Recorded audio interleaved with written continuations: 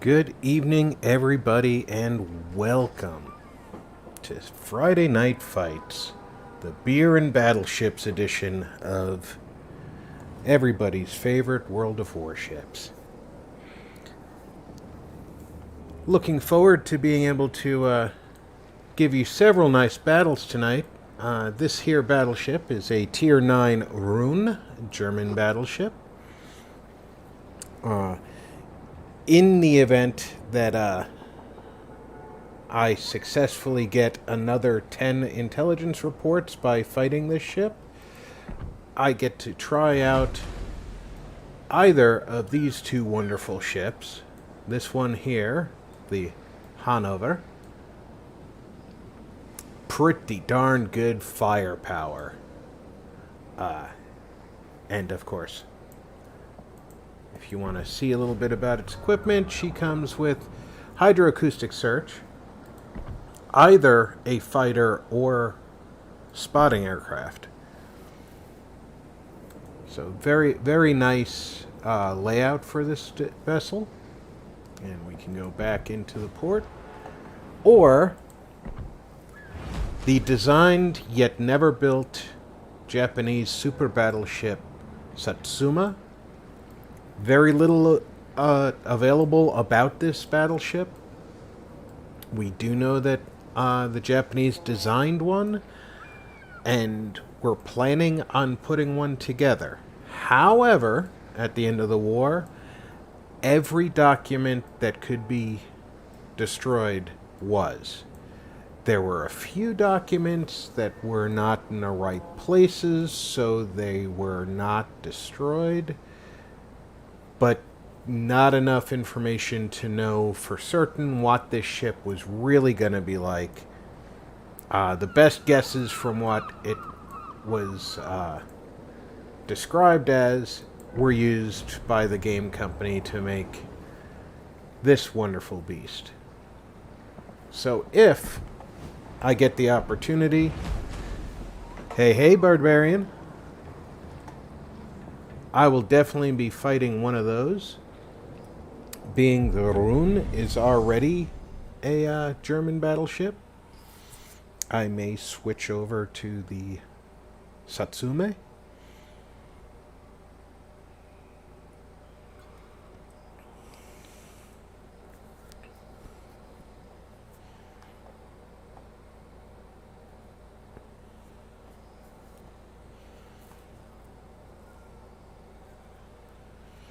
It's going to be a very interesting battle.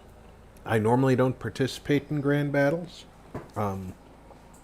As you may have noticed from the interface when you logged in, I am not on the test server. I am on the North American server. The test server was not available at the beginning of the stream layout, so I was not going to be able to choose it. Which is all well and good for me because I have a lot of battleships on my own account, and being I designated this the Beer and Battleships edition, that's what we will be focusing on tonight, is battleship action. There is a Hanover and Satsuma on both teams, so I will be able to evaluate how entirely overpowered they are from the receiving end, because I am certain I am going to receive fire from at least one of them. The Satsuma is right there on our side. The Hanover is way over on the other side there. Battle starts. And of course, I am right here, Good luck and fair seas. essentially playing escort to the Good luck and fair seas. Satsuma.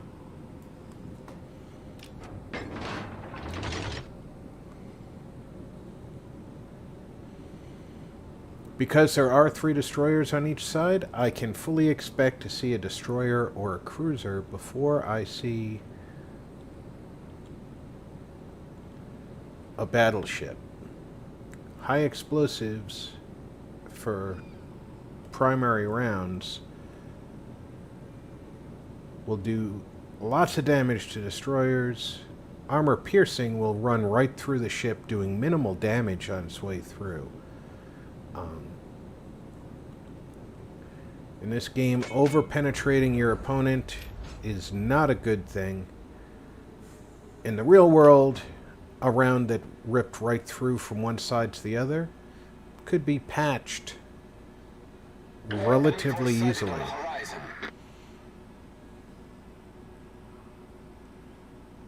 One of the destroyers has already been spotted near A.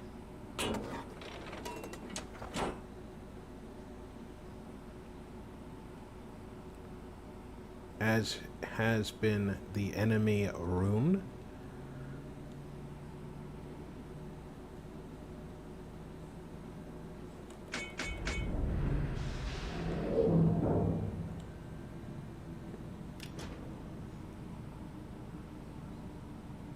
There's the enemy Satsuma. And believe it or not, he's presenting one heck of a nice target. Just slightly out of range.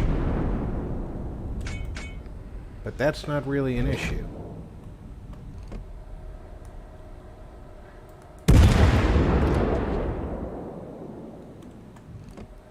Enemy cruiser sighted.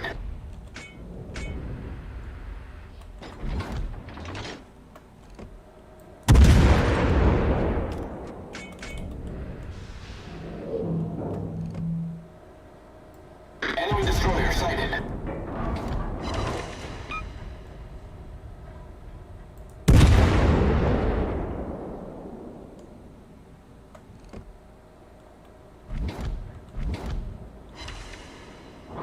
Enemy battleship sighted.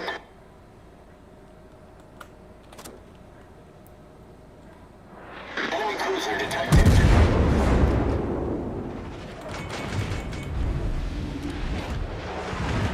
And there's the Hanover.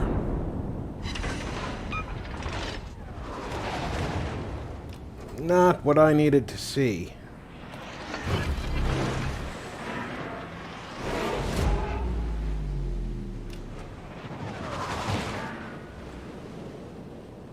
They're still firing blind over this way.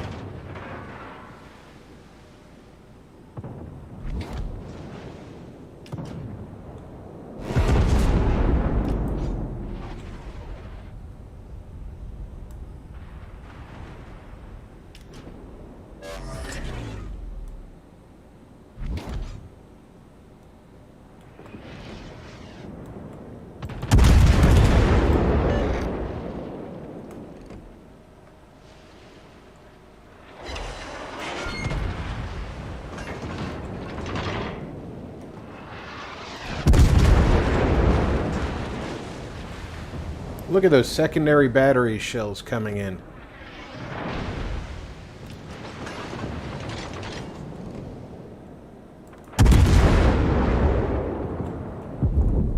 How's my guess on speed? Not bad, but angle was bad. Let's take a quick... Nope, not gonna get a shot at him.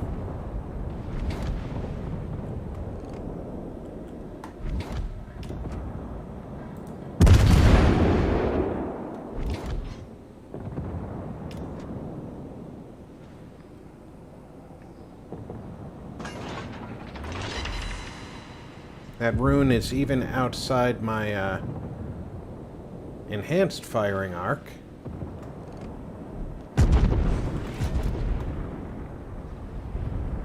The Hanover still is shootable. But what I want is a good clean shot on that Satsuma that I'm not gonna get.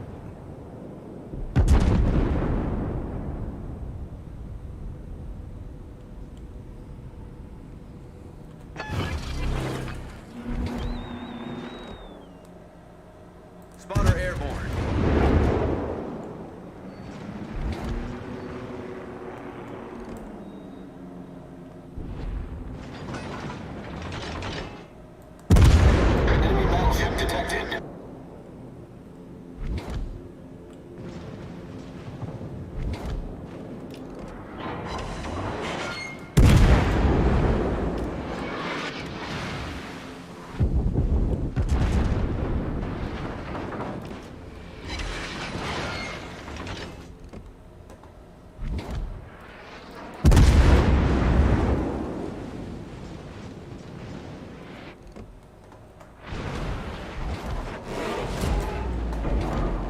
ship is on fire!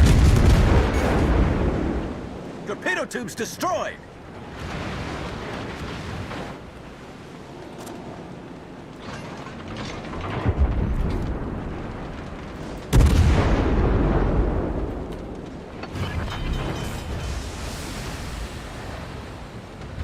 The enemy team has taken the lead. Problem solved, sir.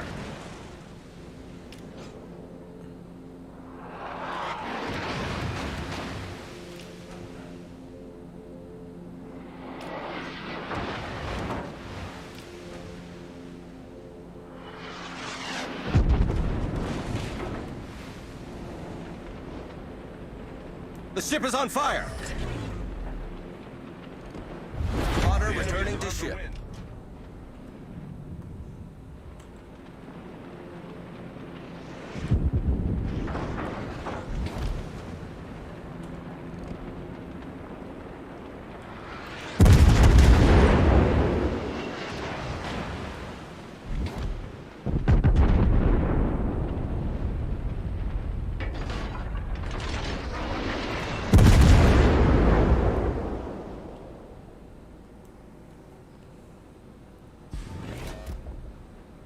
Enemy cruiser detected.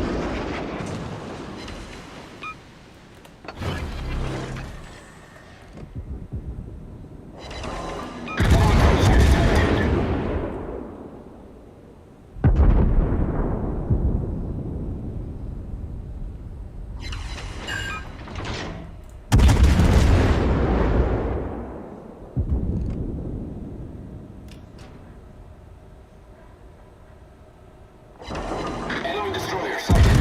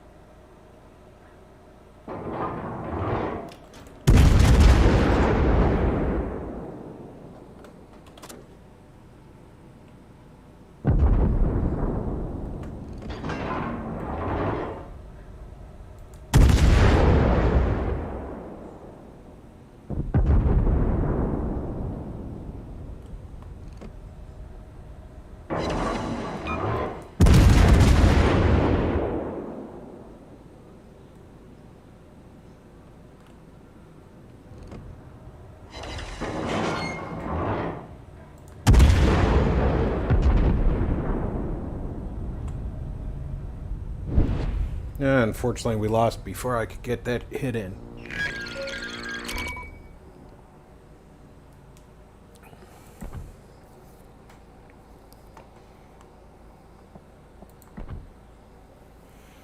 And I did horribly, even with the damage I did. Considering the ranges I was firing at.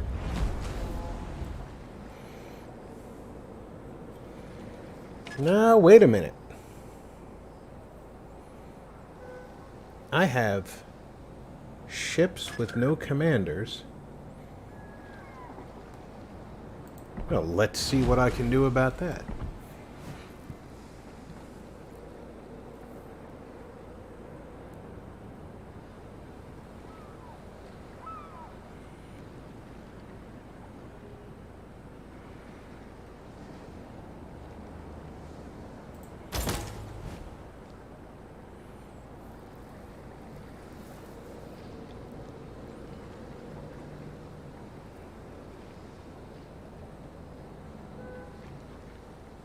I don't care about causing fires. I mean, I do, but...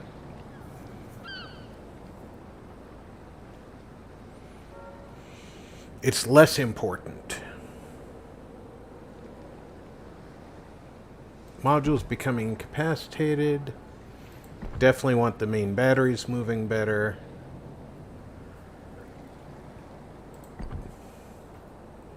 I have 4 points left. I can buy a 4-point perk.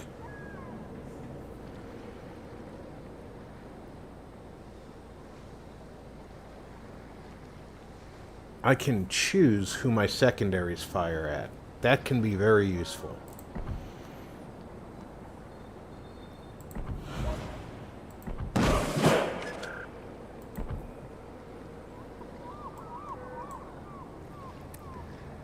This, of course, is the Grosse Kurfürst, a Tier 10 German battleship.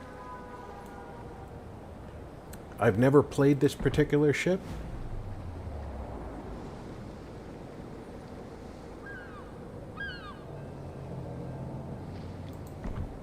Of course, you want to upgrade the gun.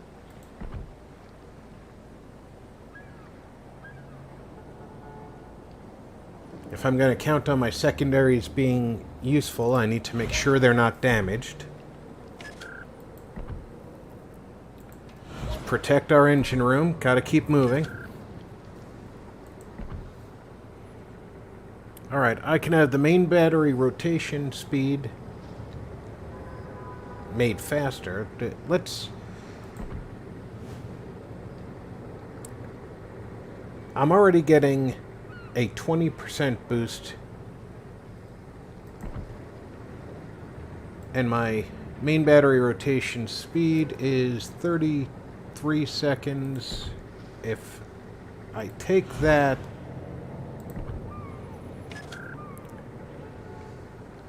$29 seconds. That's worth it. Almost 4 seconds.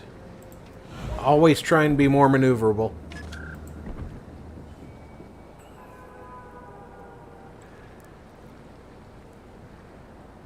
Extra time on the ship's consumables.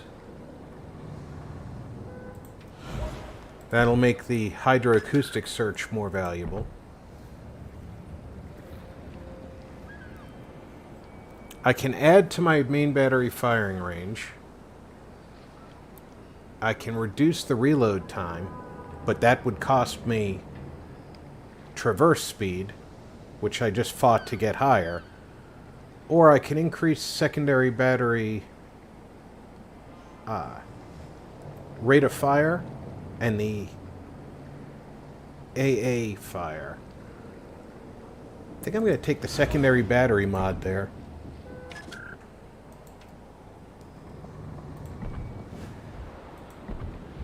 And now I just have to give her some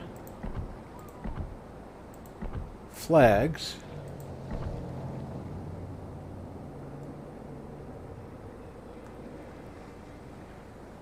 And she does not get a custom camouflage, which tells me she's already got one that's permanent.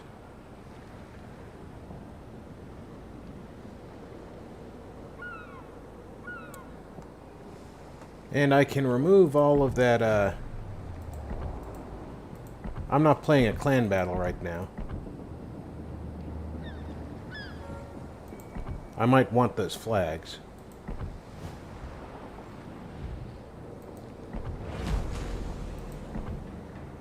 Let me make sure that this is clan battle also. Yep. My British fans should recognize... Hey, Groucho. Beezer. My British fans should recognize the Audacious. It's a, as far as aircraft carriers go, it's... actually fairly well known.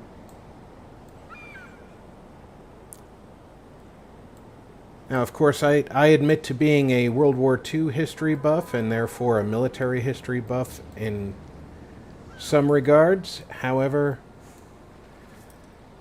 if a British carrier has made notice to me, I'm certainly British have recognized her. We might do a clan battle. But for now, the rune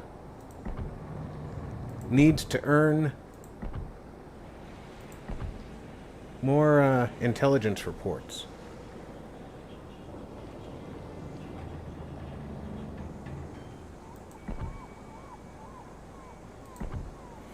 And she needs a camouflage. There we go. Good solid American camouflage pattern. As you may notice with the rune, she's a battle cruiser. She's got two super firing turrets on the rear, and only a single single firing turret on the front.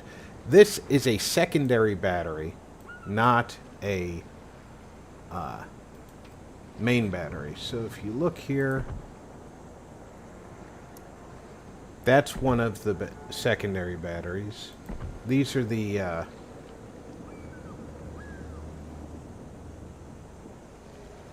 105 mil. And there's 6 of them. There's 6 double ones. The 150s are these big guys along the sides. And then the double turret 150 in the front. As secondary batteries go, pretty powerful. The secondaries on this ship outclass the main armament of every destroyer in the game.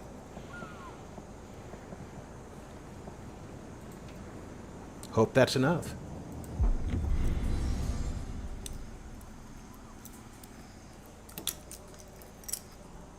I think they did an excellent job with all the models in this game, but they certainly look better as you add things to them.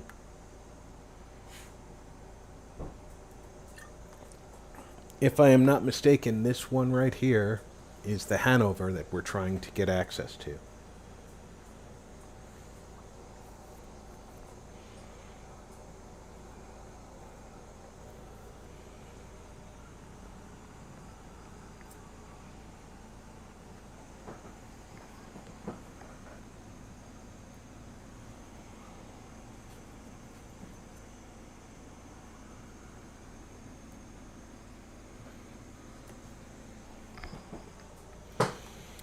Fighting in the Greek Isles.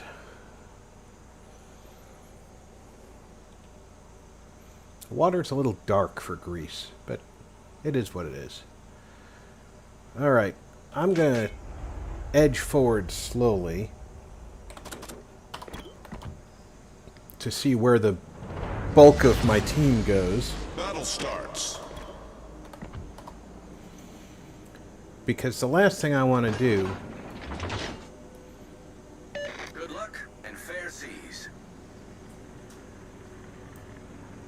is be on the weak side of the map. It looks like the Montana is coming my way. Satsuma is just getting underway. Hanover is still not moving. The Iowa is moving forward straight. FDR is... Alright, the Montana is definitely coming my way. The Pomeran is still immobile. So I am going to...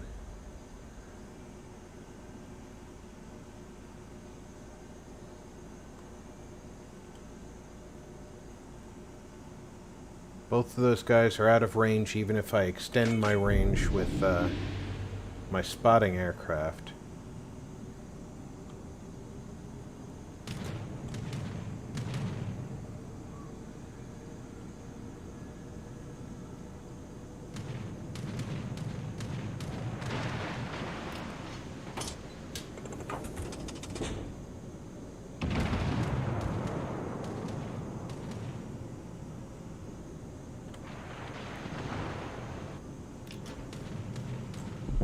Looks like the Seattle is quite a bit on his own.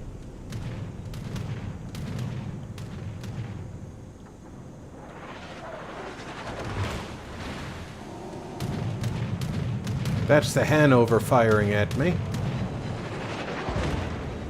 And that would be someone else.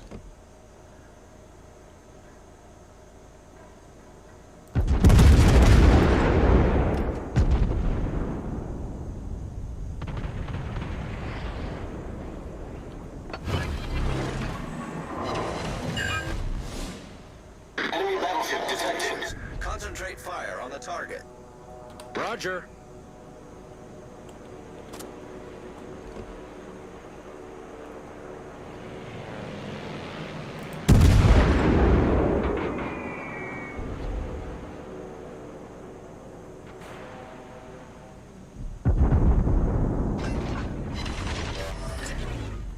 Yeah, a little bit more damage. Good, good.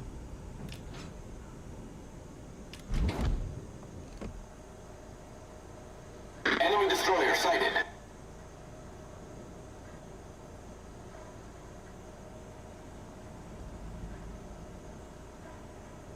Enemy aircraft carrier sighted. I definitely want to catch that Seattle with a broadside if I can. And he is not going to let me.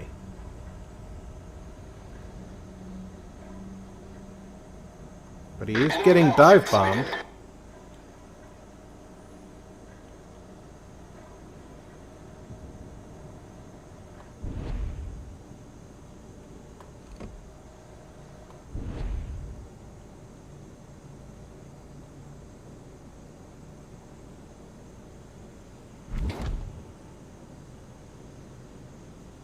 Enemy destroyer detected. Enemy aircraft carrier detected.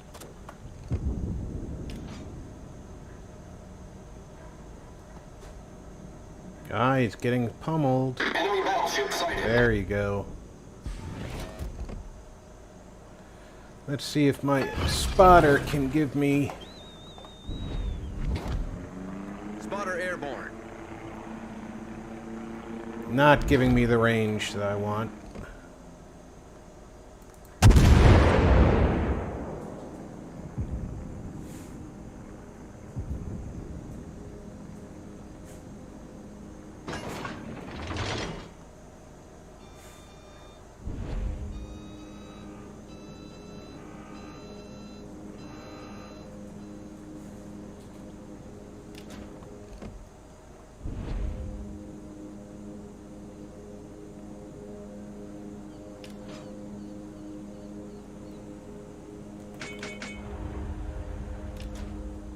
Now, underwhelmingly,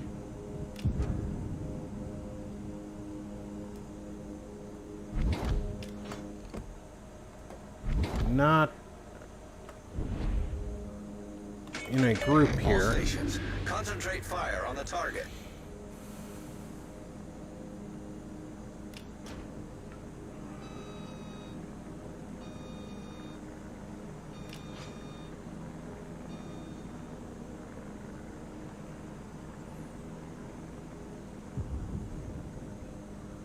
Hate to tell you this, friendly destroyer, but you've made it so we can't see him.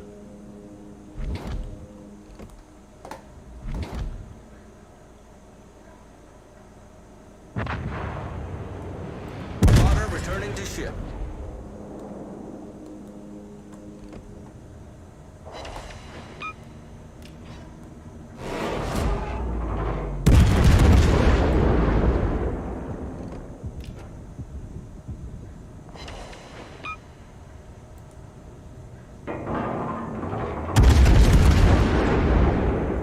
I'll fire blind.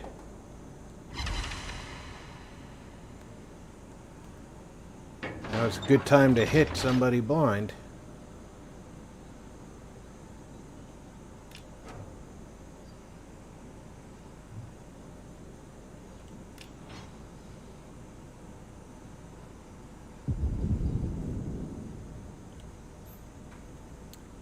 If I'm still spotted, that means he is around the edge of that island.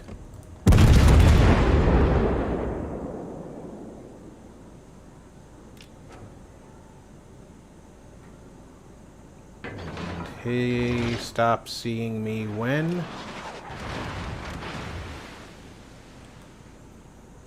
Alright, somebody I can't see has me spotted.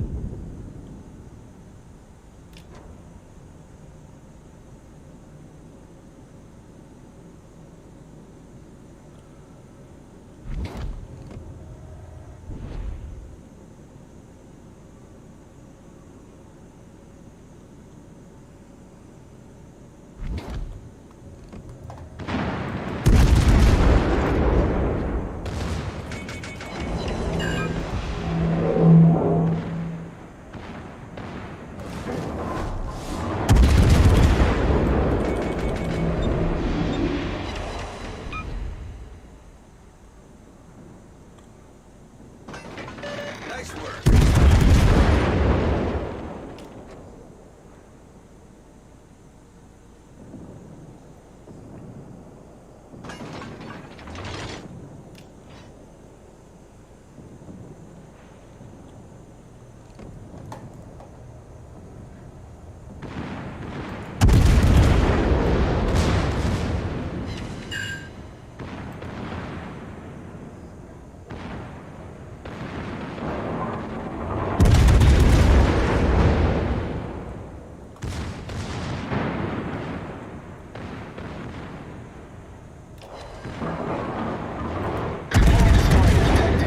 Torpedoes, direct front. Reporting the target position. Enemy was a destroyer great battle. foundered. All stations, reporting the position of a strategic target.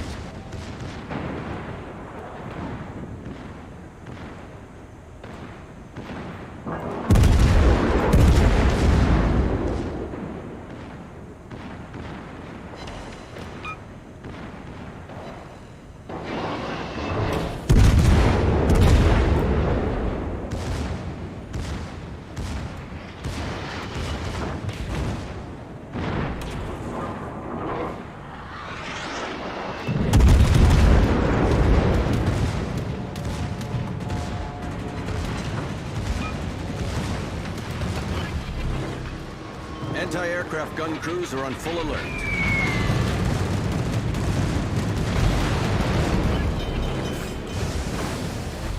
The ship is on fire! Problem solved, sir.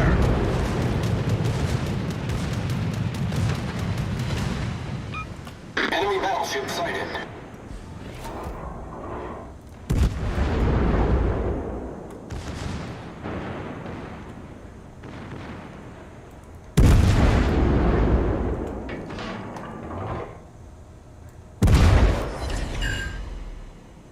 Anti-aircraft gun crews are on normal alert.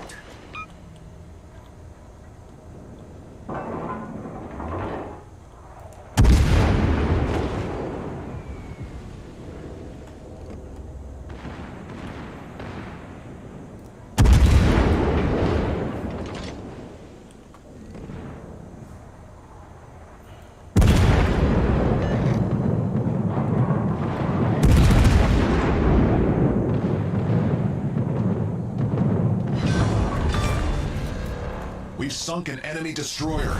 Our team has taken the lead.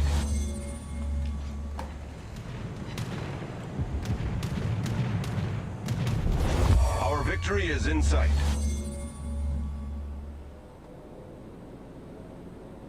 Okay. It's quite possible he is in range. So long as I turn about and launch a spotting aircraft.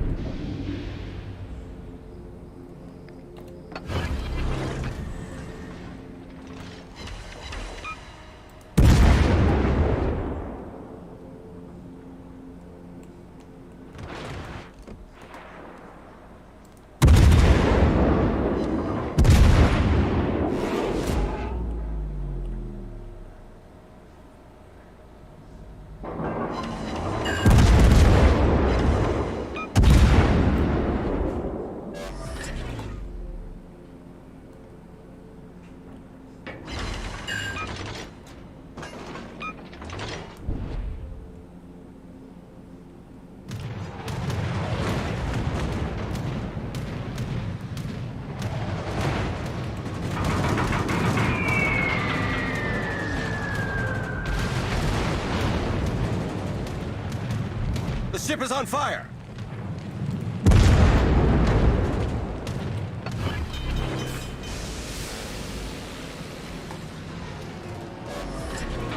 Problem solved, sir. Anti-aircraft gun crews are on full alert. At least the Montana stole that kill from the aircraft carrier.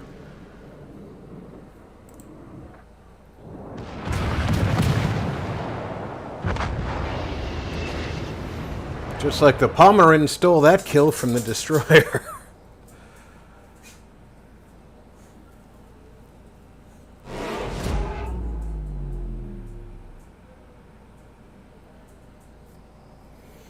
This is a valuable lesson for those of you who haven't played before. They managed to take out our carrier. But they still have one. The fact we have a destroyer is no longer an advantage because they can spot our destroyer from the air.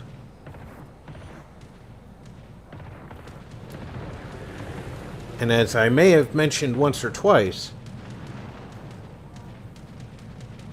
airplanes for carriers are like ammunition. So they're basically expendable.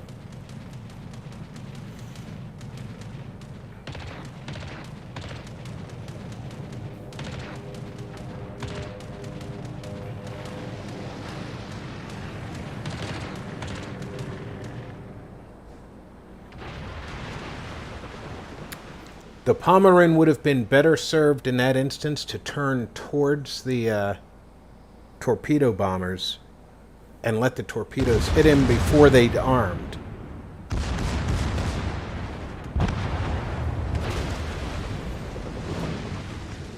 What doesn't make sense to me here Battle ends in 5 minutes. is the Audacious appears to be behind that big island.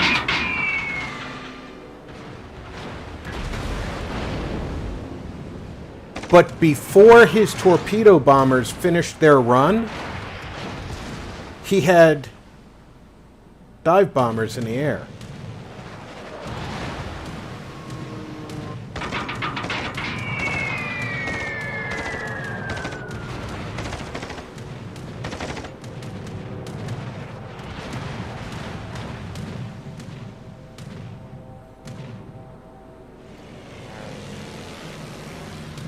We can still win. It's just not going to be easy.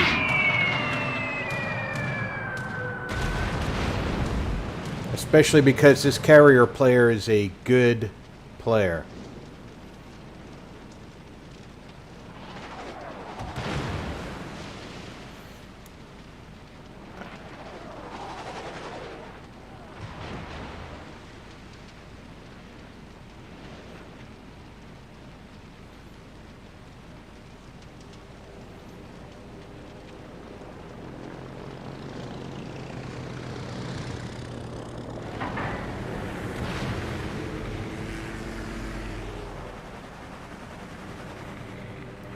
See how that torpedo was still white as it reached the bow of the ship?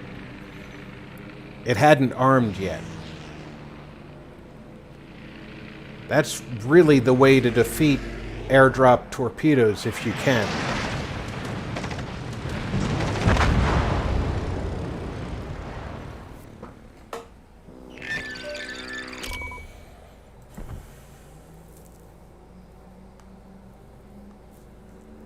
We're definitely running the slow road for intelligence reports. This time I did lead the team, though, so...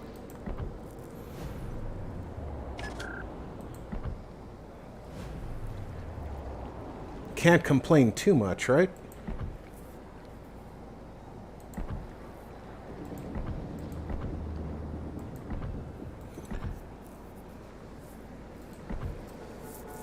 And I got enough Commander XP last time to pick up another point. So I am 38,000 away from another point. And if we look at my Commander skills, there are no Tier 1 or Tier 2 choices that really stand out. But tier 3 is this one. So pick up another choice, and getting an even faster reload helps immeasurably.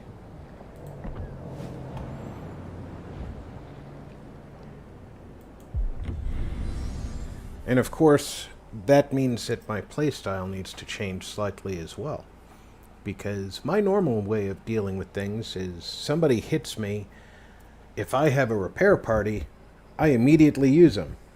Because I'm not going to get to repair any extra damage by waiting later. In the meantime, however,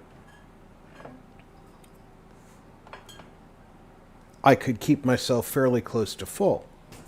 When you battle performance increases by losing hit points, the imperative switches to only repairing what you have to, so that you get better performance out of your ship. Oh, thank you, King. You'll notice that I choose the captain skill that tells me how many ships are shooting at me. You'll notice that frequently 3 or more people are targeting me.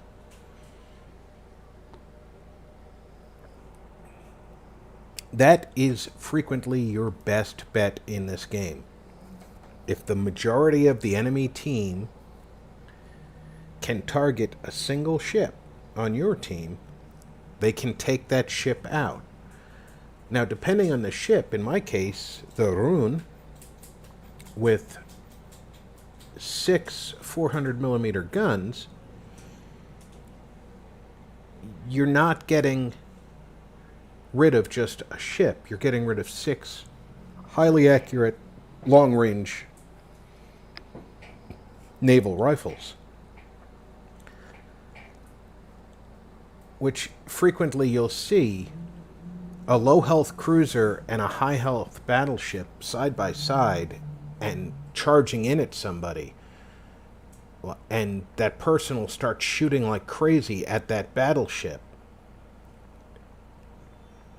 When the smart move is to put every bit of firepower you can into the cruiser. The cruiser's at low health to begin with, so you need to do less damage to get rid of him. He's a cruiser, so he has less health, which means you have to do even less damage. But then for the maximum point, the battleship may be able to do a substantial amount of your damage in one volley, but he's waiting 20 to 60 seconds to fire again. Most of these cruisers are waiting no more than 10 seconds to fire again. They'll whittle you down long before General quarters. a battleship will. Good luck and fair seas. Let's give them a hard time.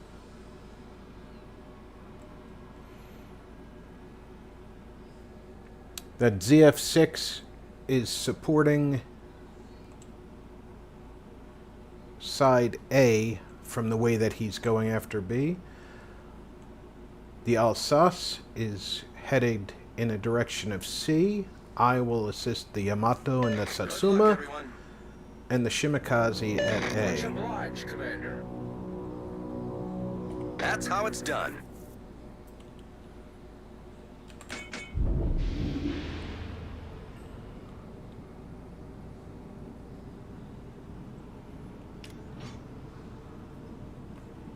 With no carriers to worry about, All stations, reporting the position of a strategic target. Affirmative. that Satsuma is so large, it can be seen from further away. Capture that area.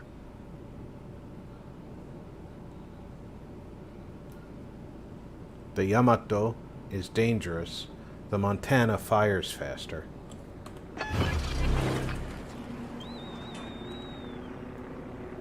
Spotter airborne.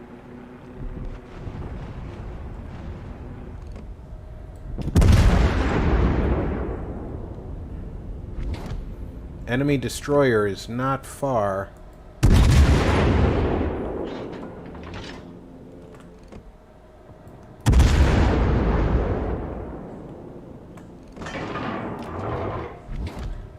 Enemy destroyer detected.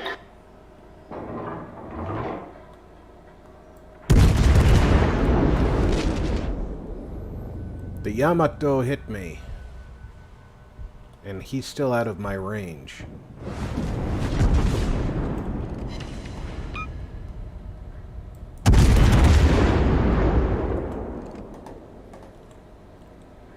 Let's hope that some of those make it past the mountain. Nope.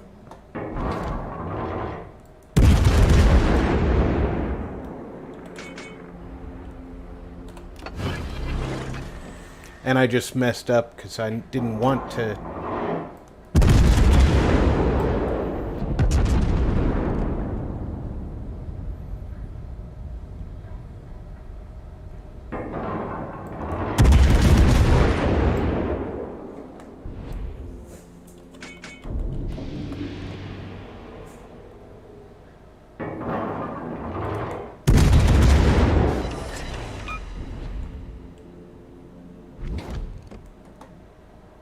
Spotter returning to ship.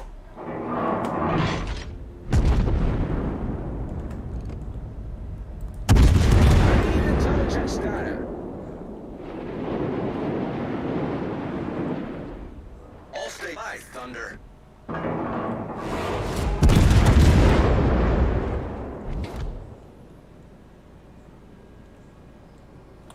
Attention. Reporting the target position.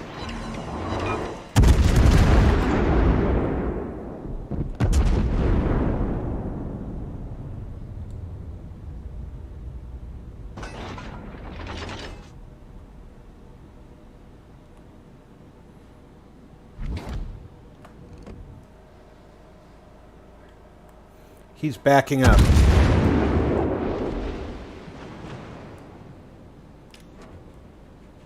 I need help.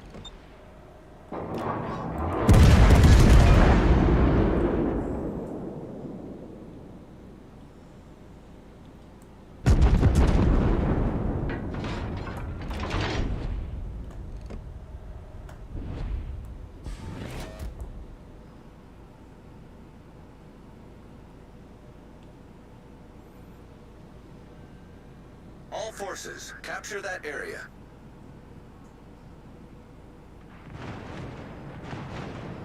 I've been spotted, which means that their destroyer is out from behind that smoke.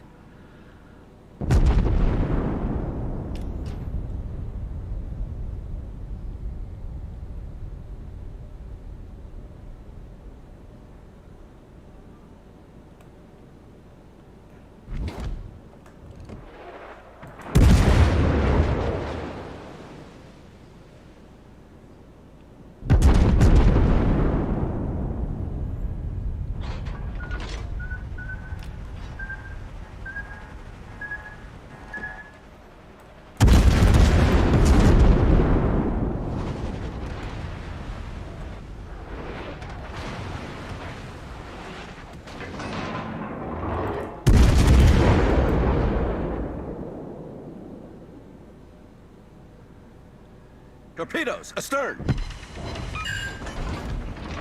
Enemy battleship sighted. All stations, requesting fire on the designated target.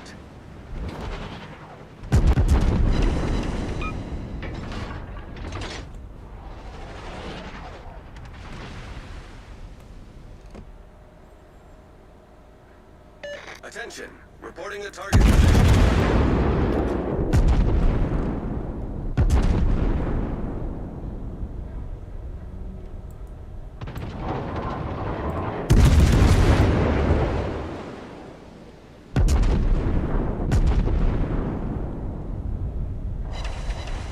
Concentrate fire on the designated target.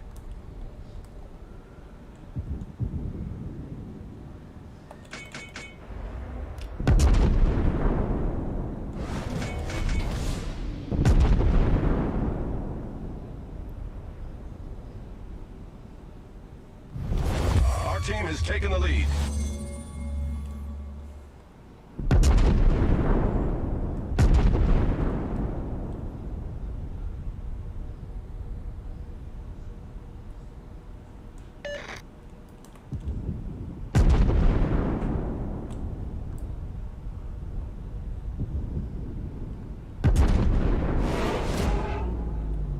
We need to find that enemy destroyer.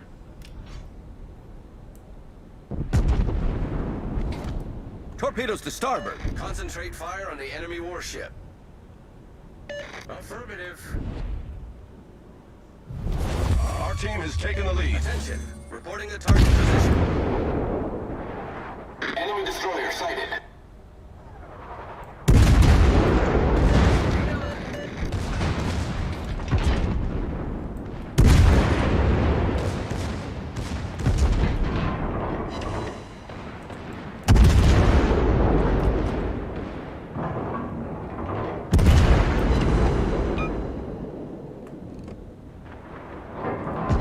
All stations requesting fire on the designated target.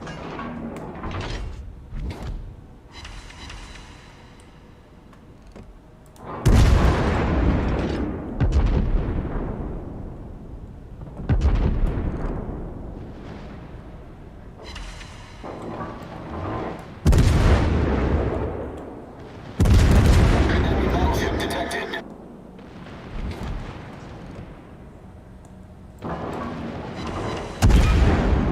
All stations concentrate fire on the target. Torpedoes to port.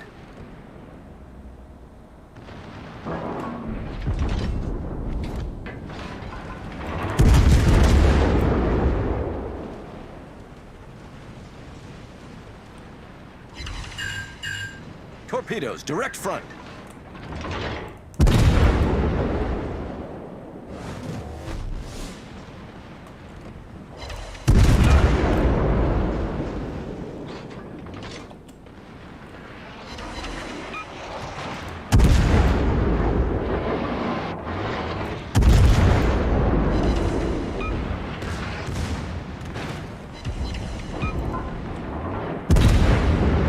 Enemy destroyer detected.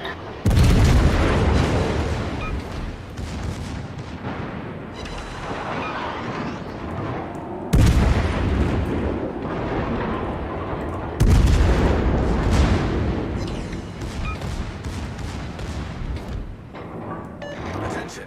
Reporting the target position. Affirmative.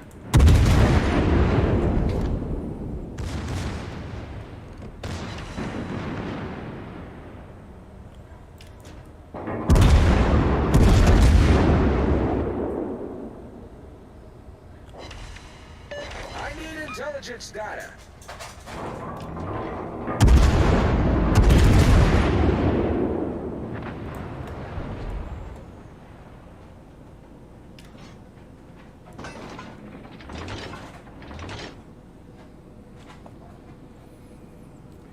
Now it's not a bad time to heal up, so one strike shouldn't be able to kill me. Especially considering that Victory the is in battleship is dealt with. Detected, which means the smoke is clearing.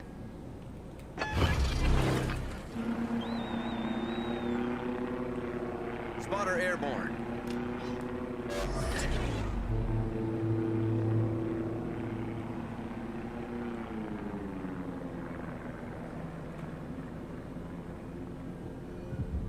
He's not targeting me.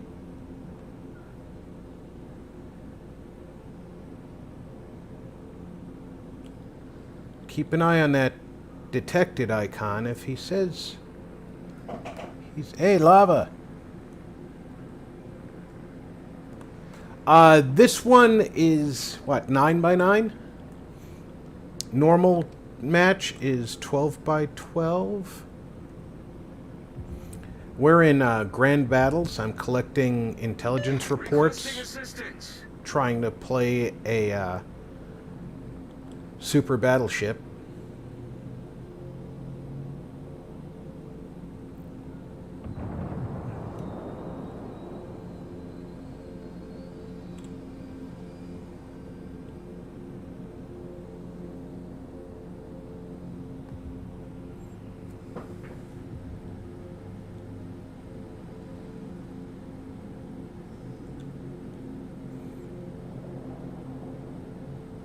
All forces, provide cover for that target.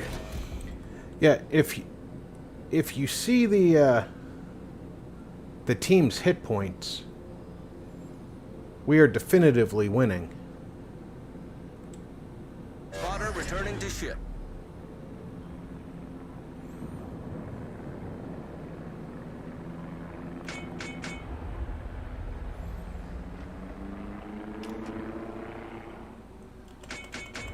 The only thing they have left is a half-health destroyer that's hiding in smoke. I need intelligence data.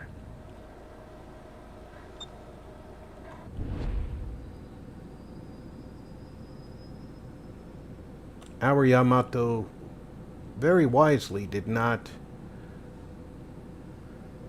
go side on to a destroyer.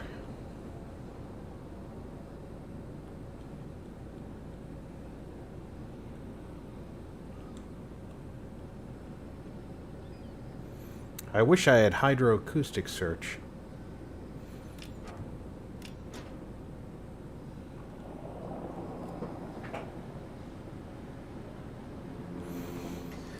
No carriers, so there'll be no orbital strike.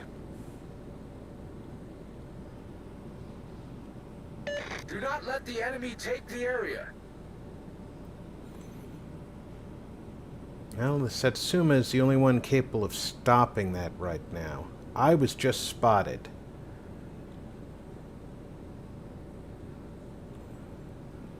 He has to be in this area here.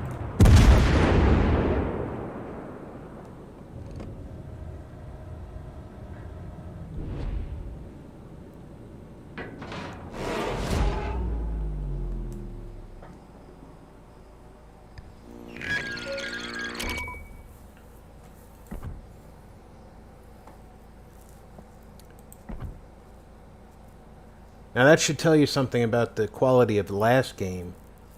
I did 50,000 damage in both of the last two games.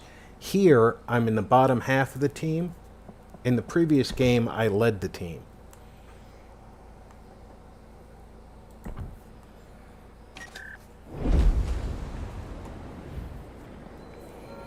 But I am only one report away from either the Satsuma or the Hanover. I have played the Hanover once before, so the Satsuma is the one I'm after.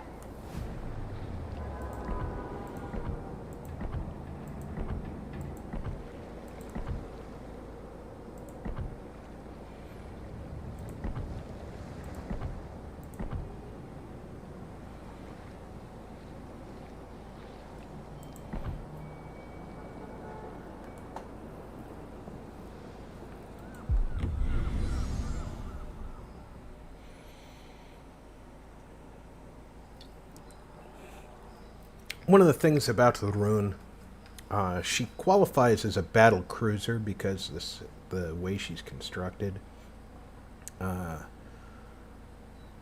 She's officially a cruiser, much like the Graf Spee in this game is officially a cruiser. Definitely would not want to face either of those ships one-on-one in another cruiser.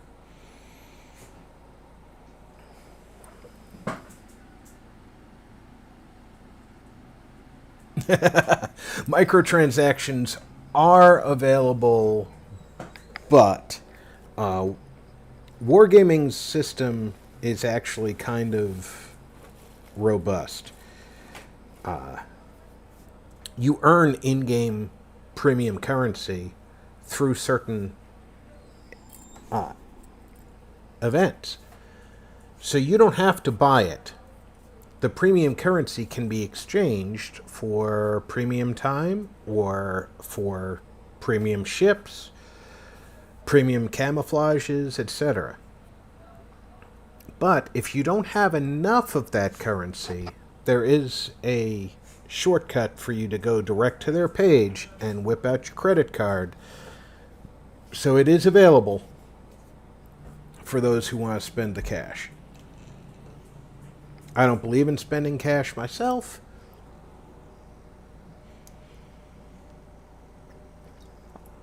And luckily, World of Warships has not become a game where you have to spend cash to win.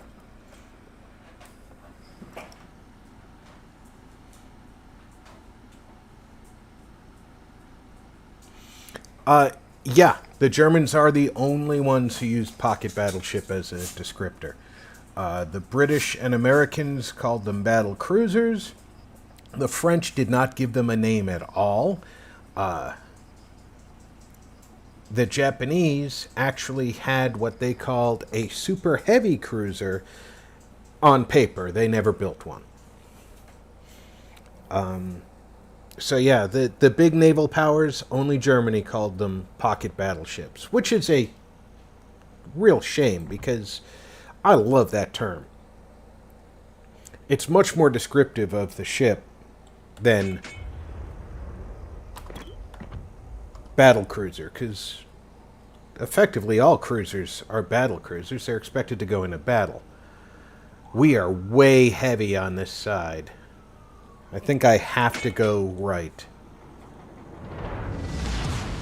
Let's give them a hard time.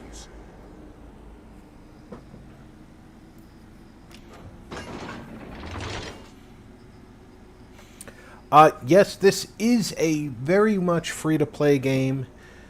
First few tiers go very quickly. You're given a handful of ships, free of charge, of course, and a bunch of free port slots. As you play, you'll quickly earn experience enough to go... Alright, the Satsuma is coming this way. I am not going to go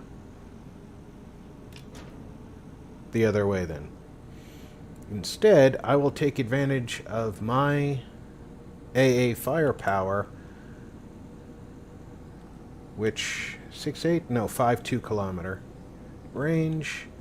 He's gonna zoom in, trying to spot everybody.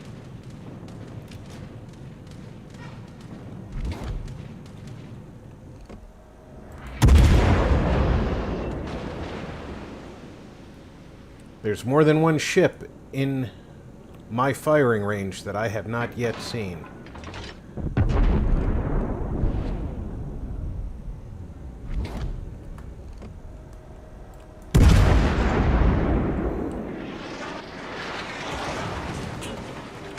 All stations, reporting the position of a strategic target.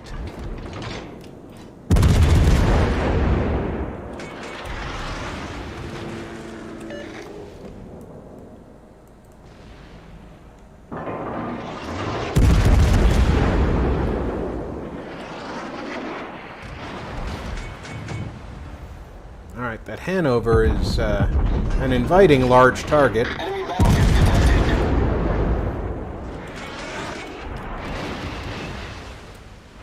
And what you'll see me doing here is I keep changing my throttle in order to throw off enemy fire. The ship is on fire!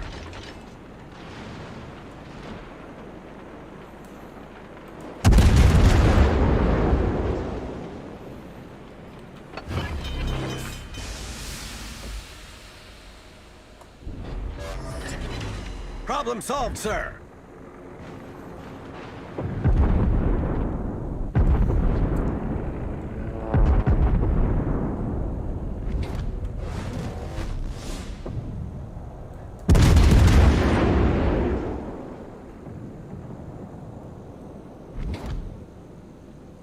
Somebody's aiming at me.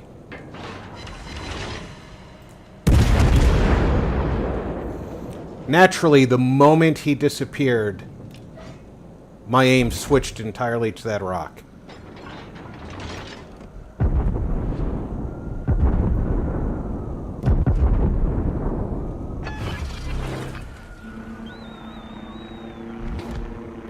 Spotter airborne.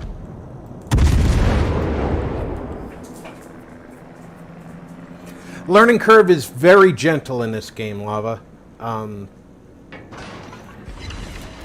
Other than my Fallout stream tomorrow, Enemy destroyer sighted. I'm not busy. Monday night is Mass Effect, of course. Anytime you want to play, I would be happy to division up with you and beat the crap out of some enemy ships and show you the ropes. I don't have any Tier 1 ships, I don't believe. Battleship detected. But I do have some low-tier ships, and you would not have any difficulty making the experience to move up.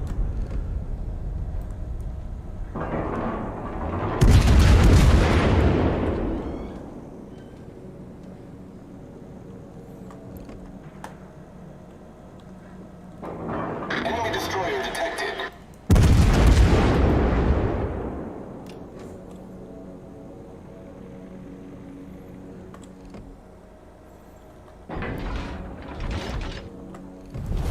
Our team has taken the lead. Not going to get another shot at him. Spotter returning to ship.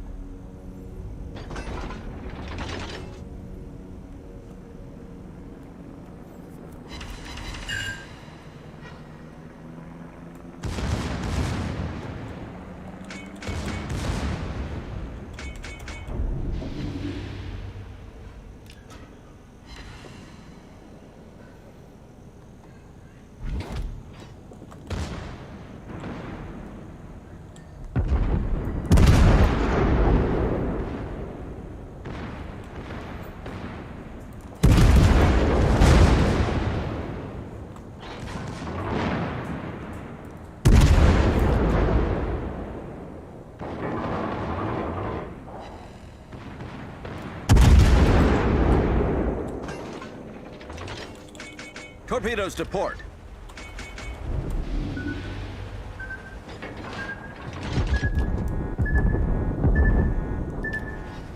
Poor little destroyer thought he was going to be sneaking in here. Our victory is in sight.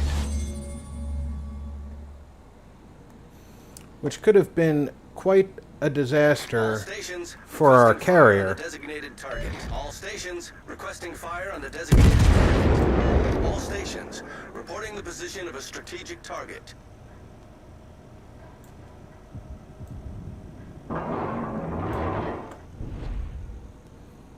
But he is running behind the mountain.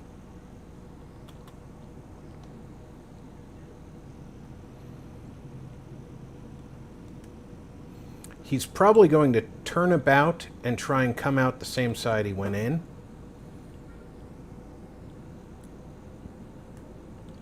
So I'm going to pre-aim there.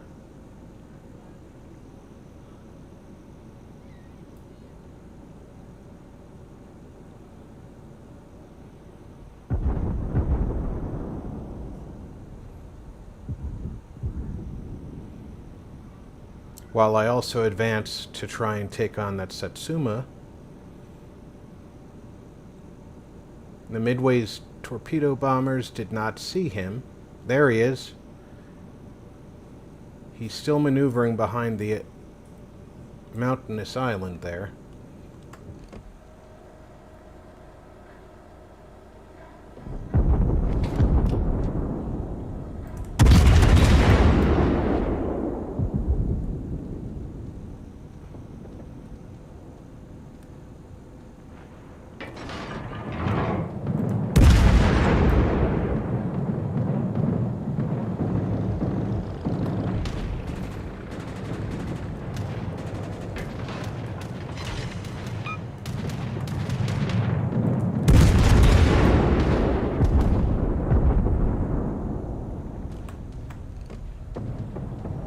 Looks like he's aiming at me.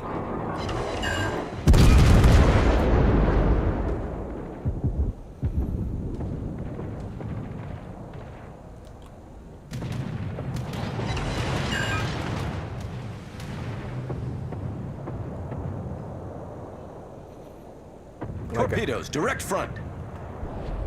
Like I said, battleships are horrible at returning fire with any kind of speed.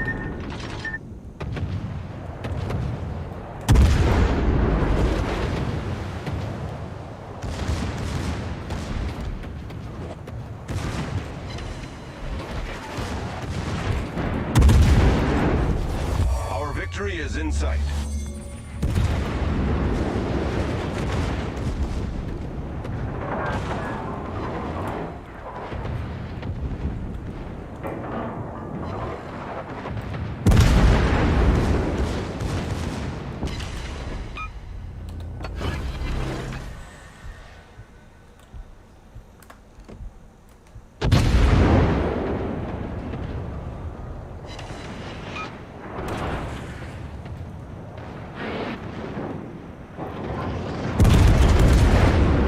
The ship is on fire!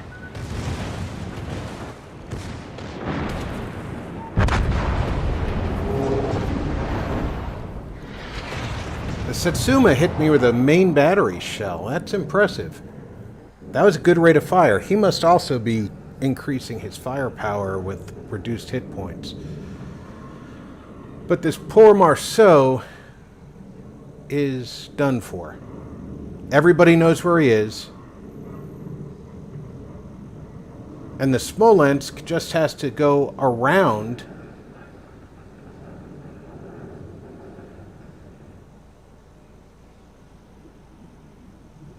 the island to keep him from being able to get out. And of course he's not going to do that. That was a great battle.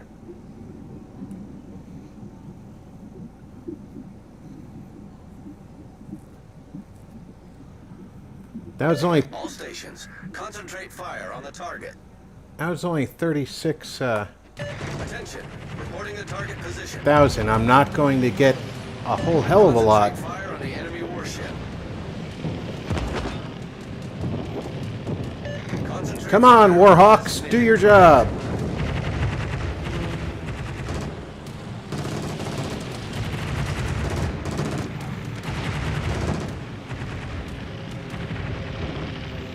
Smolensk completely turned about.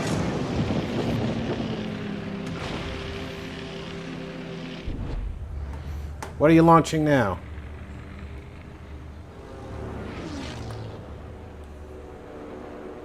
Dauntless.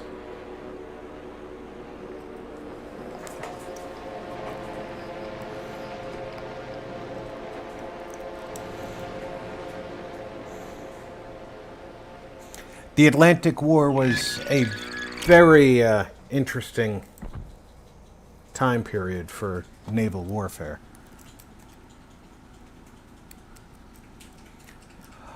Well, a battle cruiser or pocket battleship has larger guns than a regular cruiser. So they're capable of taking on tougher armored ships. The phrase that they use to describe it, especially in the case of the Graf Spee, was it can outfight anything it can't outrun, and it can outrun anything it can't outfight.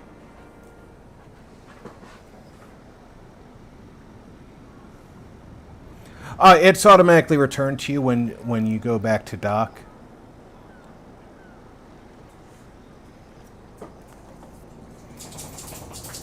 So I now have enough to unlock the Satsuma.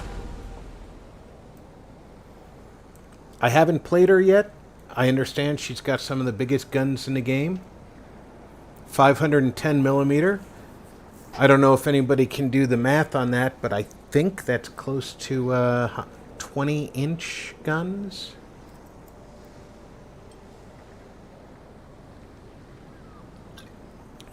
Might be larger than 20-inch.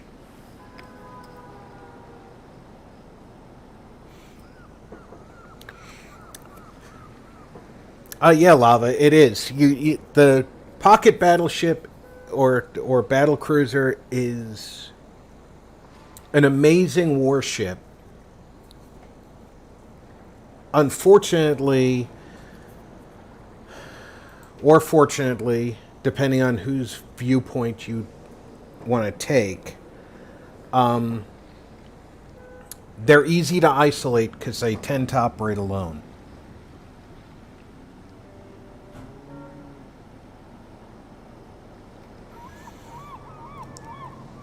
I believe the Abrams is a 120, but I don't know if the A1 version changed that at all. So let's check our equipment. Well, first let's check our commander skills. He has firefighting, extra repair party. He's a main battery oriented battleship.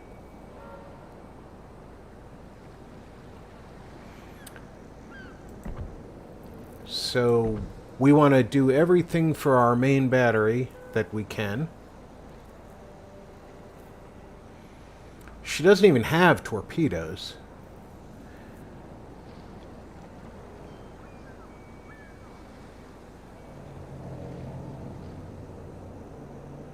Her AA rating of 89. She has 18 main or secondary battery guns.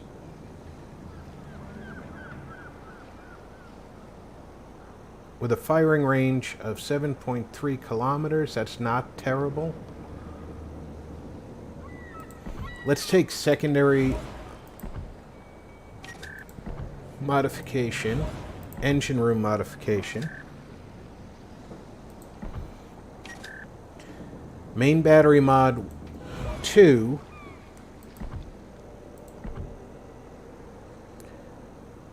Makes the main battery traverse faster. What is our maneuverability? Rudder shift time is already 22.4, which is fairly nimble for a battleship. If I were to take 20% off that, it would be 4 seconds off. Under 20 seconds. Let's consider that in a moment. Action time on consumables isn't very big. Increase the range of torpedoes. Acquisition. That means I'll see them sooner. I can add 16% to my main battery firing range, which is already 27 kilometers.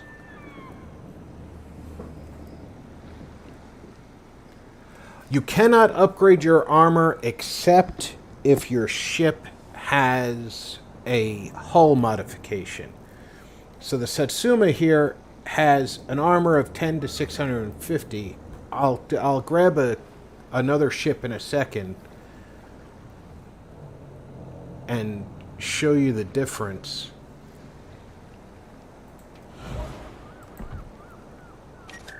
Okay, now our main battery is rotating,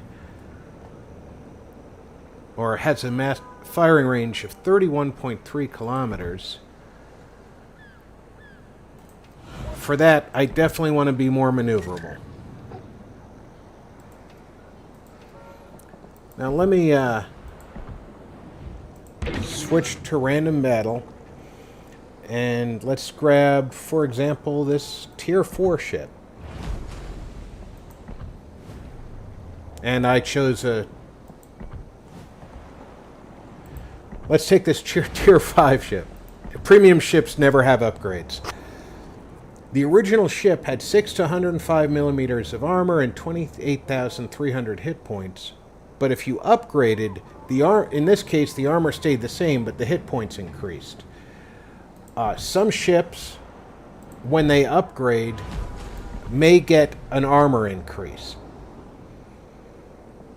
The only reason that I know that is definite because they mention it on way back in the beta testing, and of course in some of their videos about Now that's a premium ship.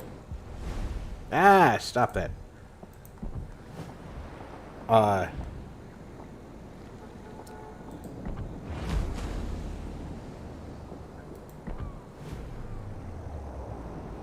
Some ships historically increase their armor thickness, and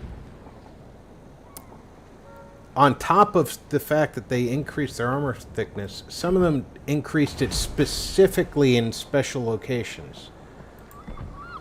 And of course, I'm picking every ship that doesn't have an example to show you. But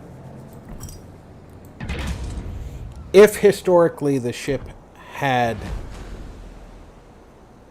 No. Where's my Satsuma?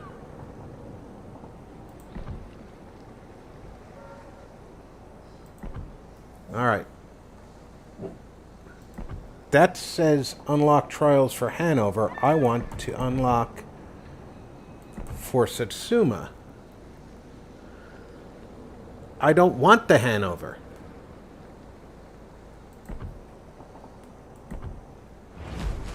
That's the Hanover. Apparently I'm getting the Hanover.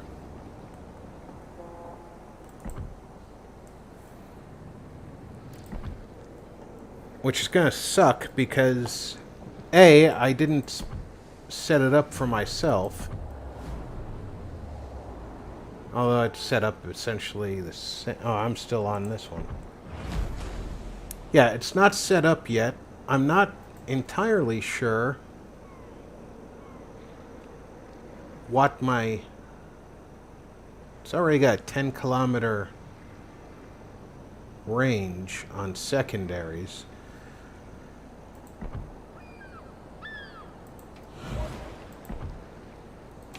Apparently, I was only allowed to unlock the Hanover, which really is annoying. I want to play the Satsuma.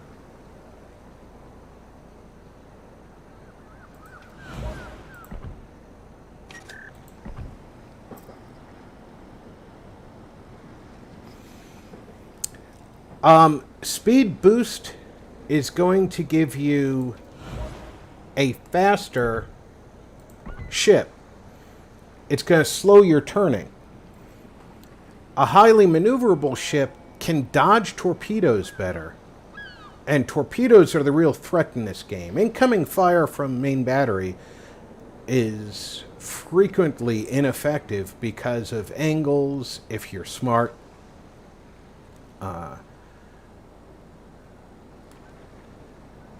Alright, this would give me 5% better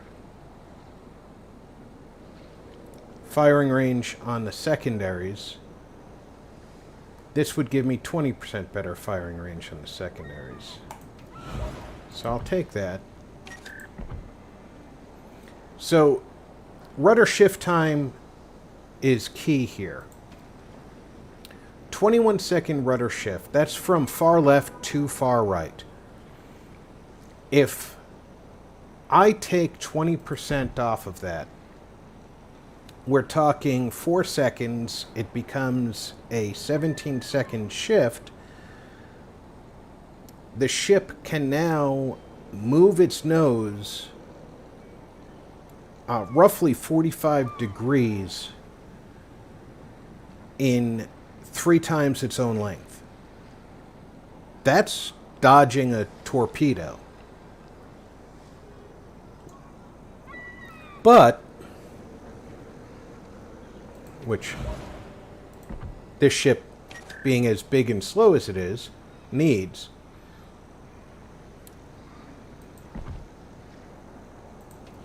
Seeing torpedoes from further away means you have more time to dodge them. Now this makes the secondary batteries reload faster. The AA guns do more, and this has already got a 99 AA defense.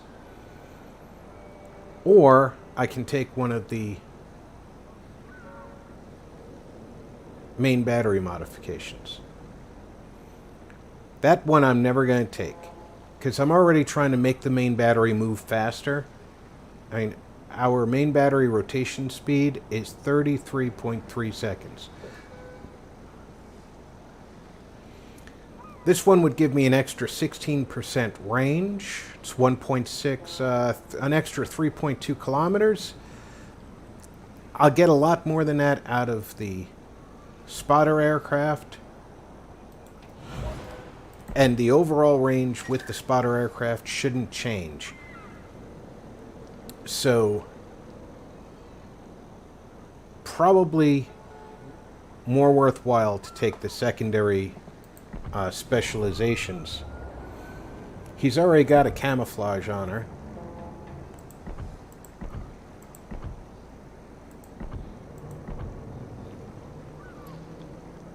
And let's fight fires and flooding faster.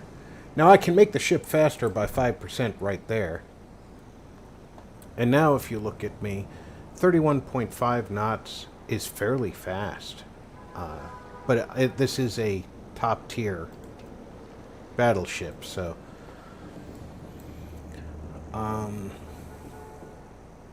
secondary firing is more accurate and increased range again, and AA guns are more accurate.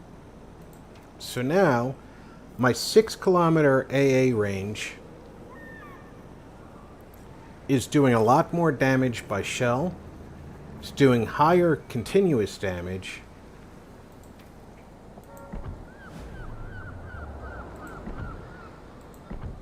And I have hydroacoustic search to look for pesky destroyers who are in smoke relatively nearby.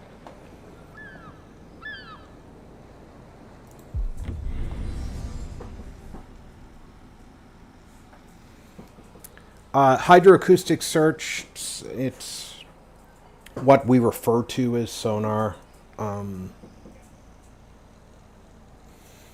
It's more than sonar, but it's also, unlike in the real world, it's got a duration. It lasts for 30 or 60 or 100 seconds, depending on the ship it's on. But the last thing you want to be is a destroyer in a smoke screen spotted by either radar or sonar within secondary range of a secondary spec'd out battleship.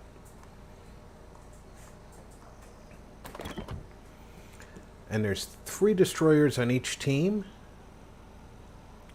As you can see, we're laid out, 1 on each capture point, so they're lined up 1 on each capture point. We have no aircraft to worry about. General quarters.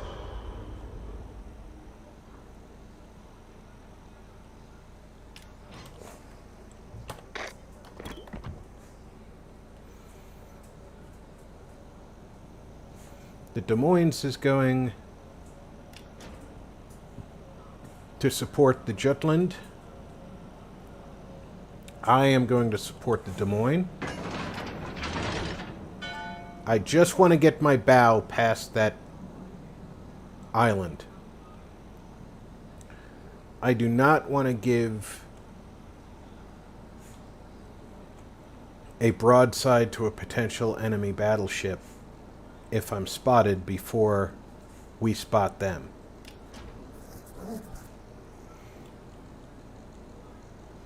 I really wish there was a carrier in the battle so I could take advantage of my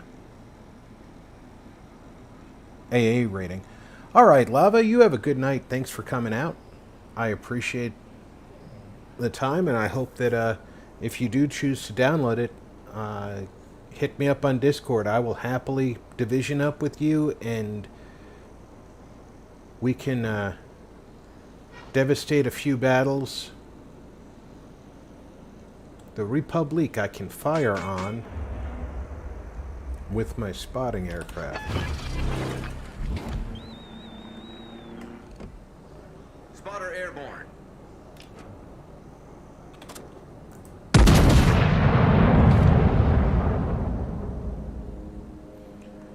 Why it only fired 1 battery, I do not know.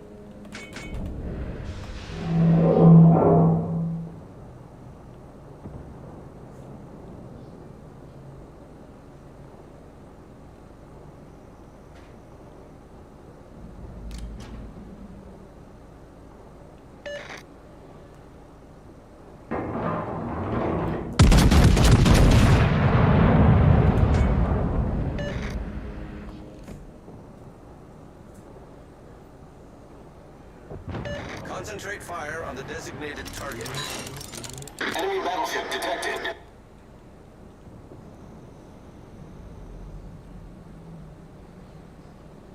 Let's see if I can get a citadel on this Republic.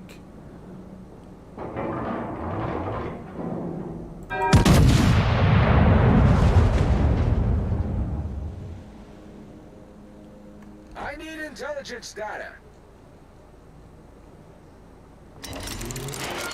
Nope.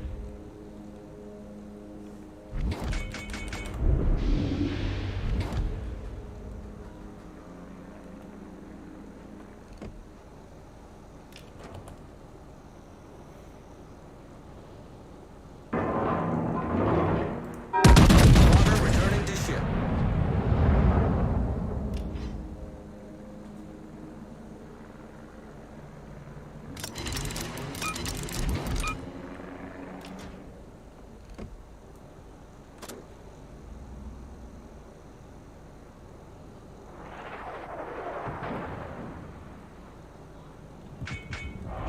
Enemy destroyer detected. Enemy battleship sighted.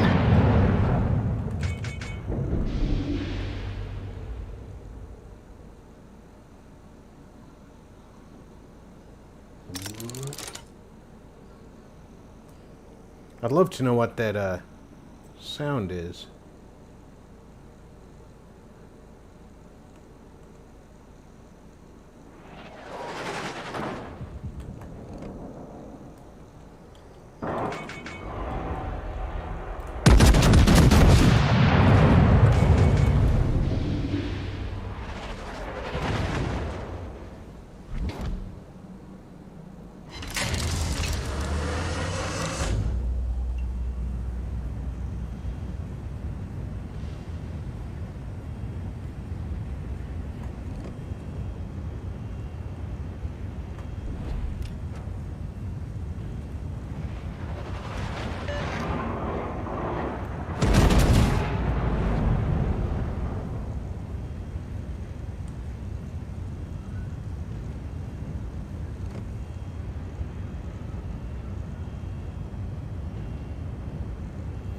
See if I get a shot on him. Nope. All stations, reporting the position of a strategic target.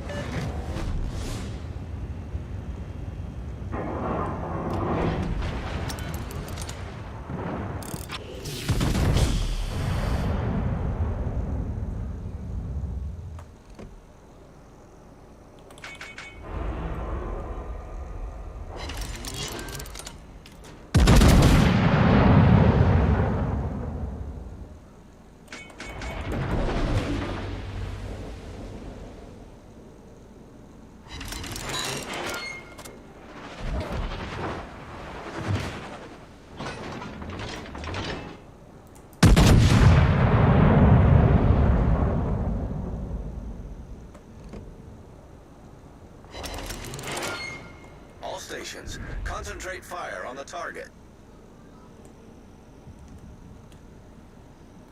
Our support has completely disappeared.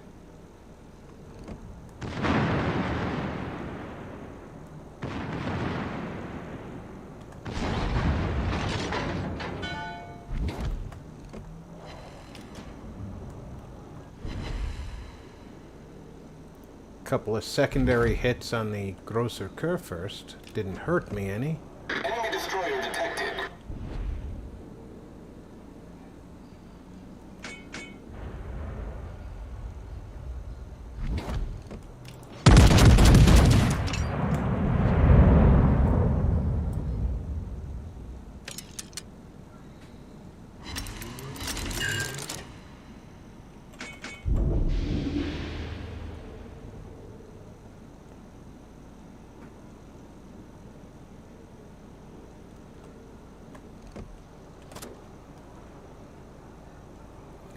Okay, that Hanover's fighting the other Hanover.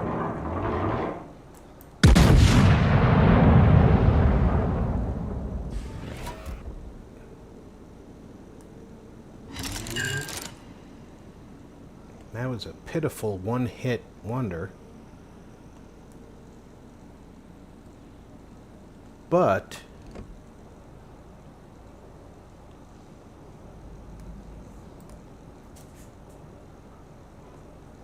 Enemy battleship we might have a ram going on.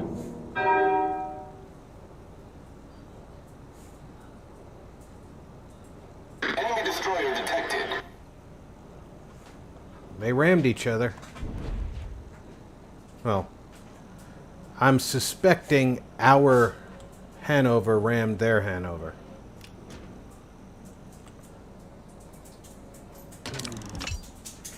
We have a missing Shimakaze.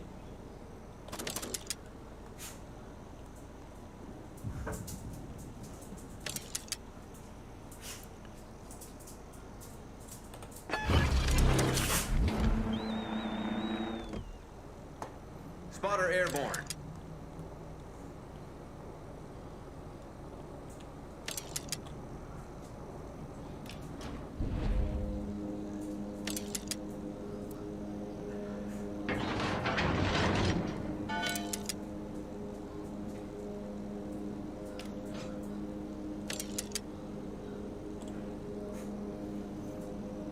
And because a Shimakaze has long-range torpedoes, I do not want to get surprised by them.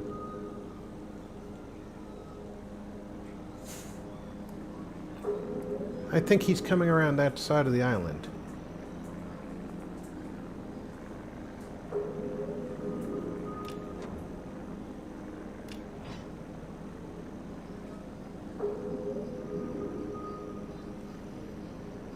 The Pomeran is completely out of range for me to assist.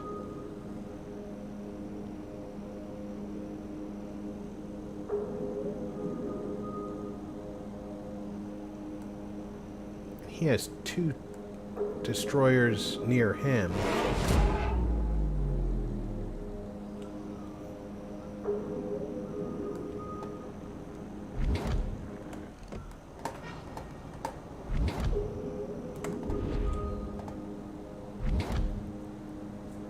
Shimakaze knows he's been spotted. Spotter returning to ship.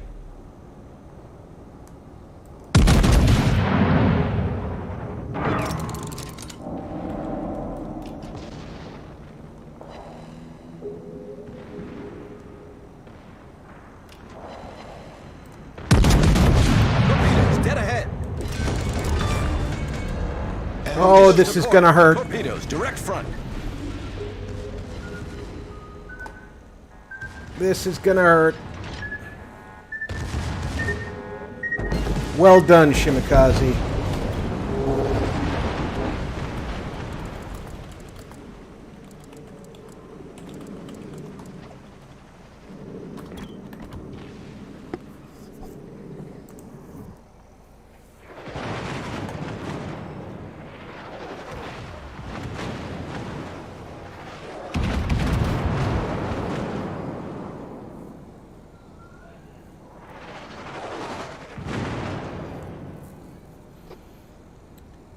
Alright, this Pomeran doesn't make sense to me. He's broadsiding a smokescreen, which means there's definitely a destroyer in there. Destroyers have torpedoes.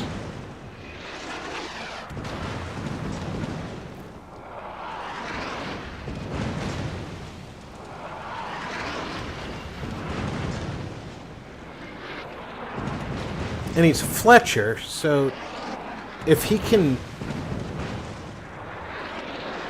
fire this accurately, those torpedoes are in range.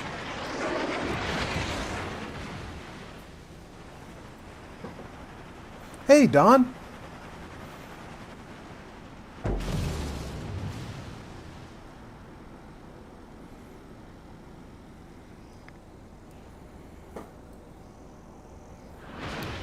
And sure enough, he ate a torpedo. He's flooding.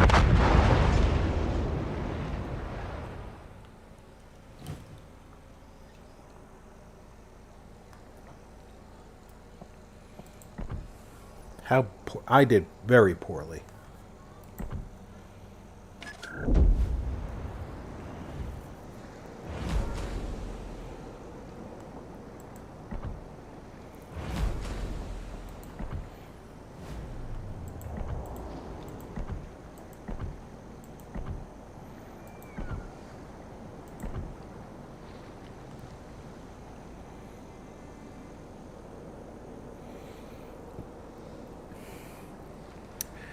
think this is the oldest camouflage I have, and I'm saving that for another couple of years.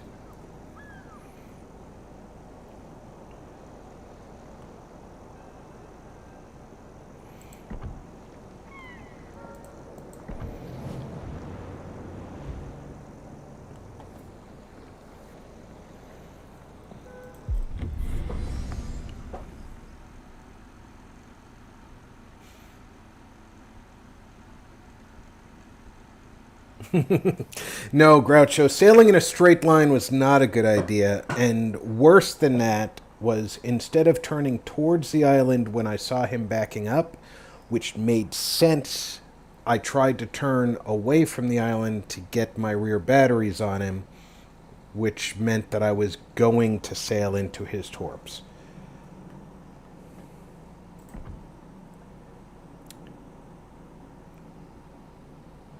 Gracefully, he accepted my compliment without rubbing it in, which he could have easily rubbed it in. I don't have a destroyer on my side of the map. Battle starts. Good luck, everyone. I am kind of concerned about that. And the Shimikaze's going the other way.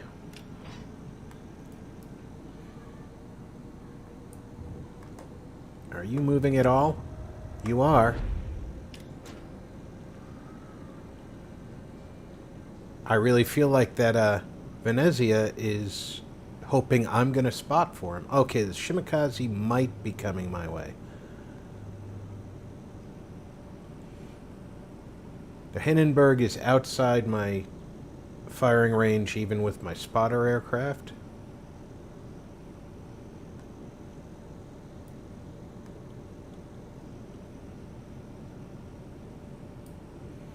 That Satsuma is not, however.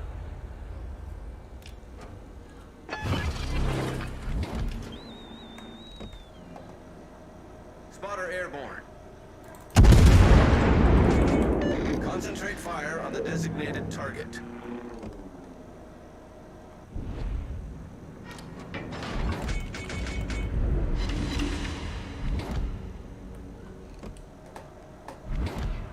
Enemy cruiser detected.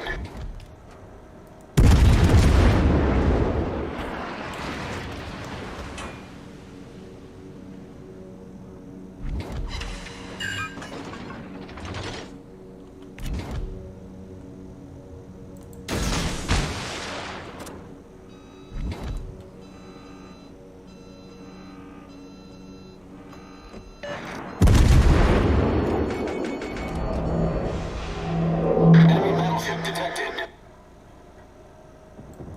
Enemy cruiser sighted. The ship is on fire!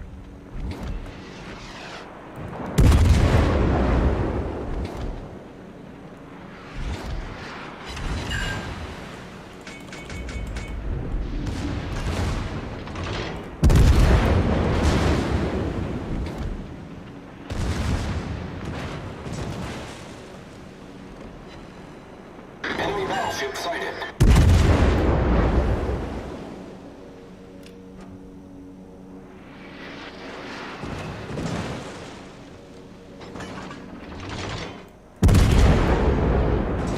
Spotter returning to ship.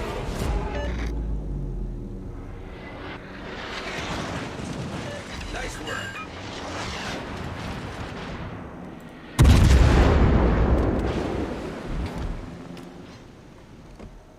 Enemy cruiser sighted.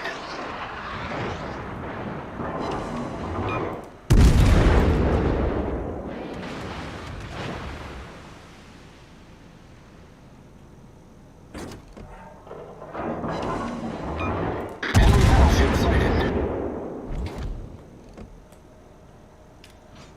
Enemy destroyer detected.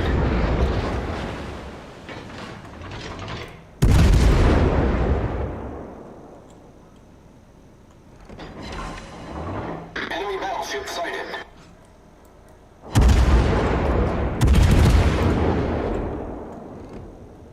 All stations, reporting the position of a strategic target. Roger.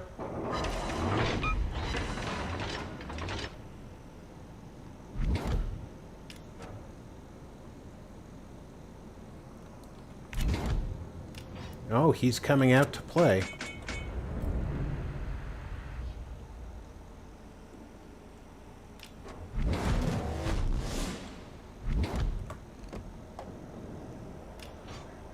Enemy cruiser detected.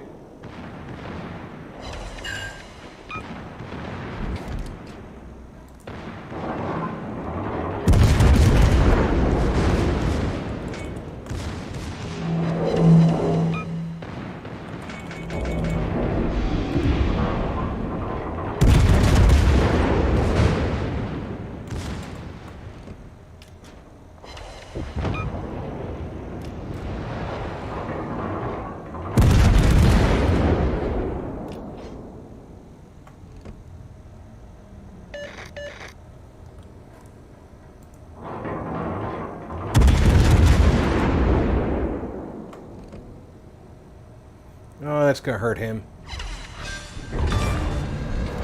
Enemy destroyer foundered.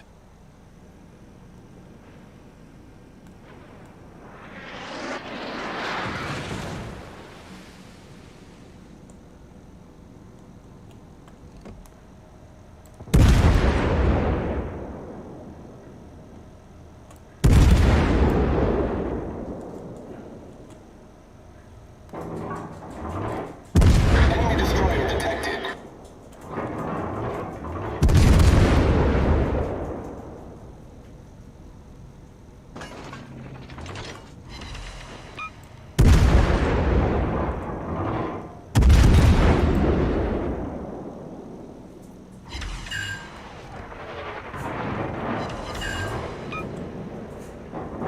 Torpedoes, astern!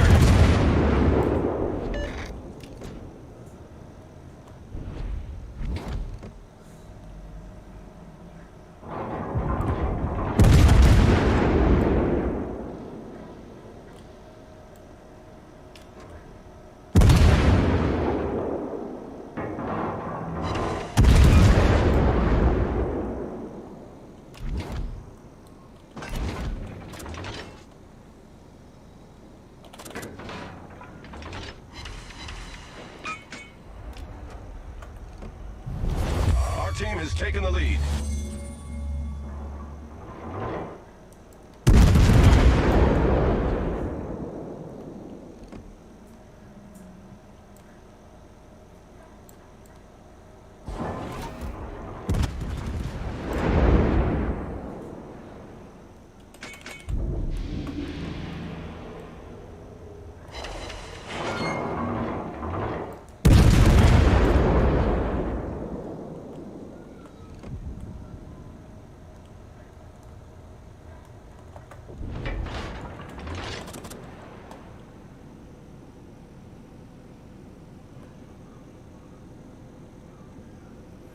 Okay, I've got 3 enemy ships. I know where they are, and none of them are in the middle. So let's go take A.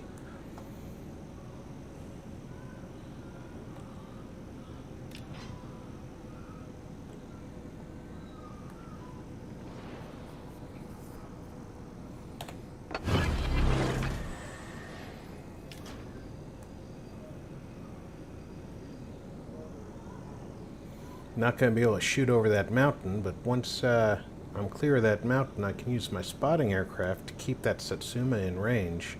Hopefully cause a few fires.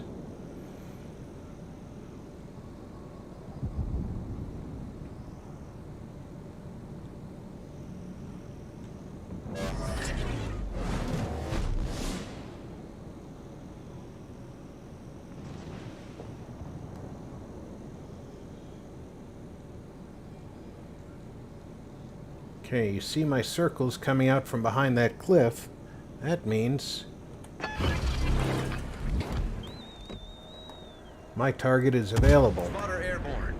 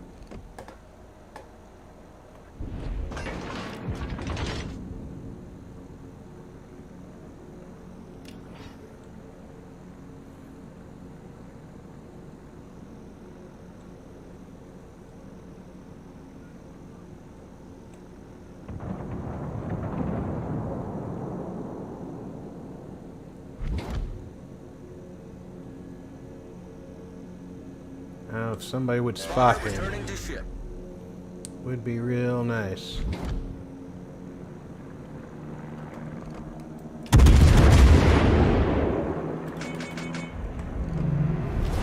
Our victory is in sight.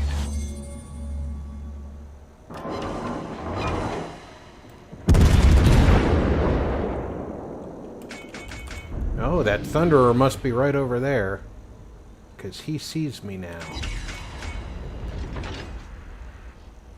Hindenburg's still out of range.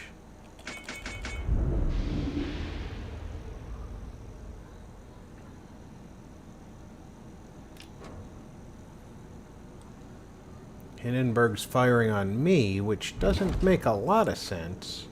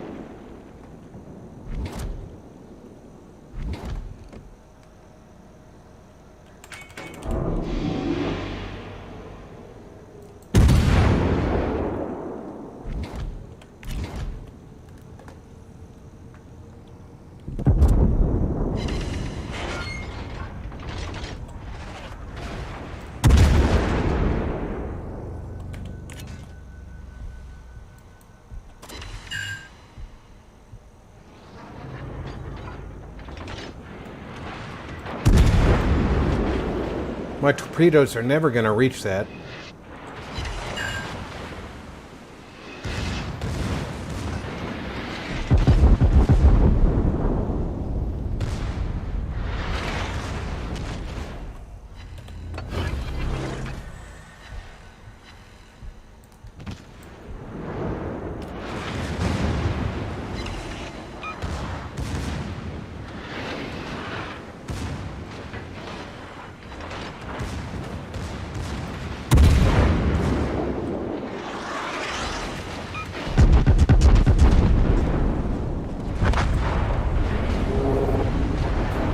Those 20-plus inch guns, it doesn't matter if my Citadel is well armored, which it is.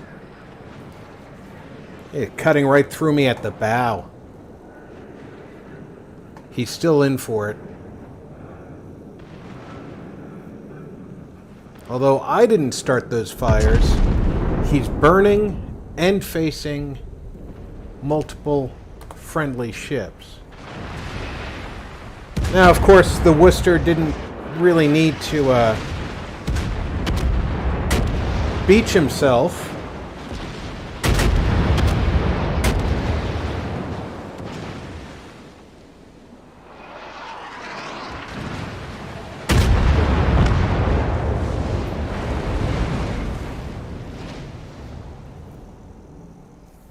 But hey. You got a almost dead Hindenburg and a Thunderer who cannot heal enough to survive.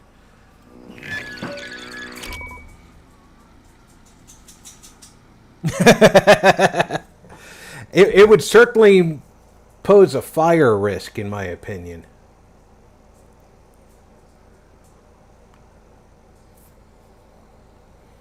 Ah, more beautiful game camouflage. Another signals container. Great. And dead center of the team in experience. I thought that was a decent damage total. I could have done better if I had been a little bit more aggressive in my firing. But if we look at that Satsuma, I did 27,000, and most of it was hits. Only 2,000 fires. Did I even hit the Hindenburg? I know I shot at him. Yeah, I hit him once. It says I hit him 4 times. I hit him once. Because that's a 1,400 point hit. HE doesn't rely on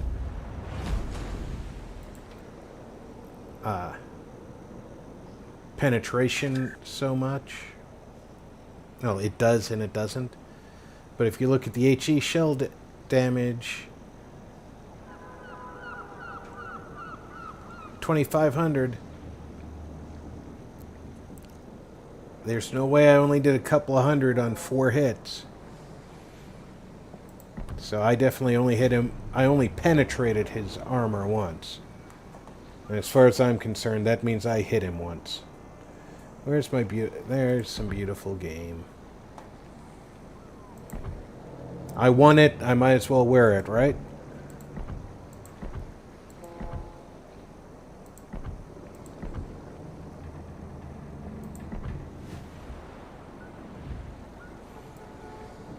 It's not as ugly as it could be. Looks like a test pattern for a TV in the 70s.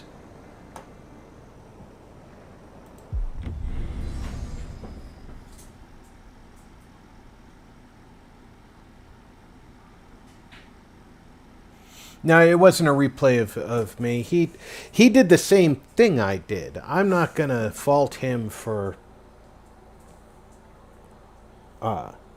making a mistake once the torpedoes were on their way.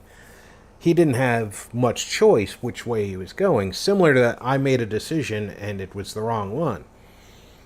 I will question his thought of sailing broadside onto a smoke screen.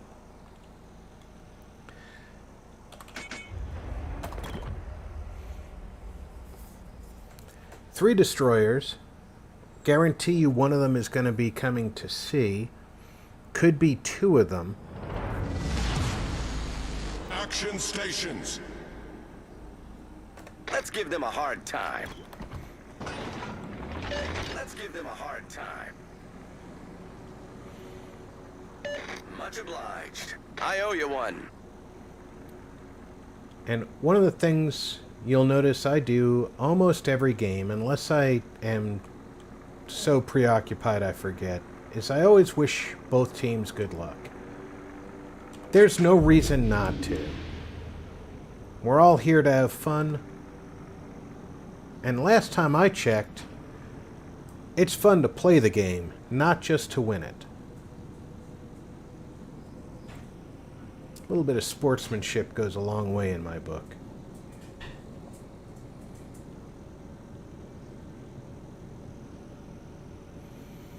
I have a Hanover with me. He's actually gaining on me. I've already been spotted by that joker. Enemy cruiser detected.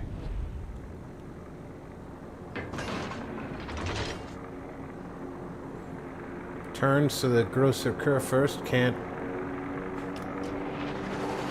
pound me in one shot.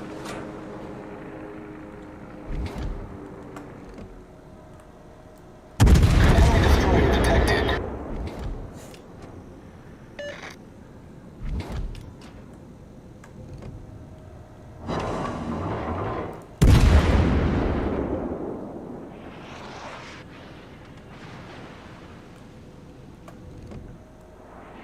Come on, Des Moines.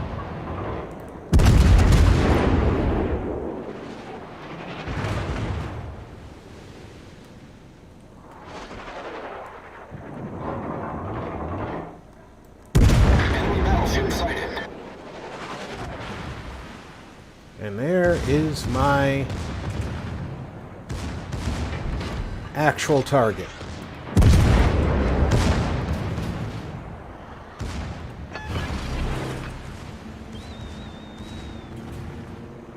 Spotter airborne.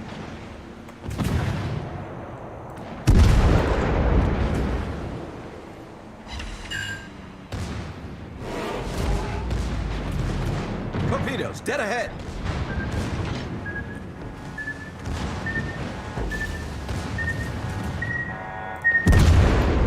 Spotter destroyed.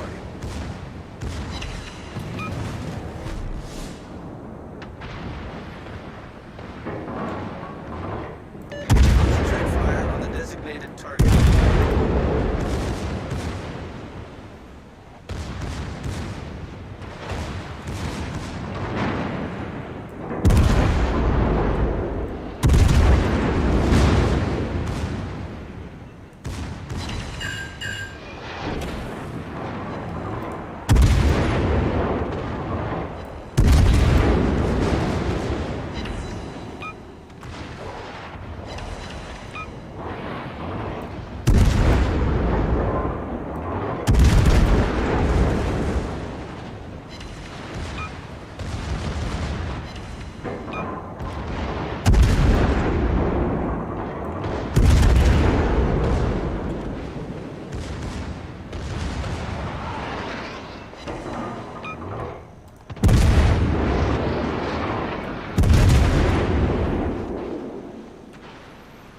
Come on.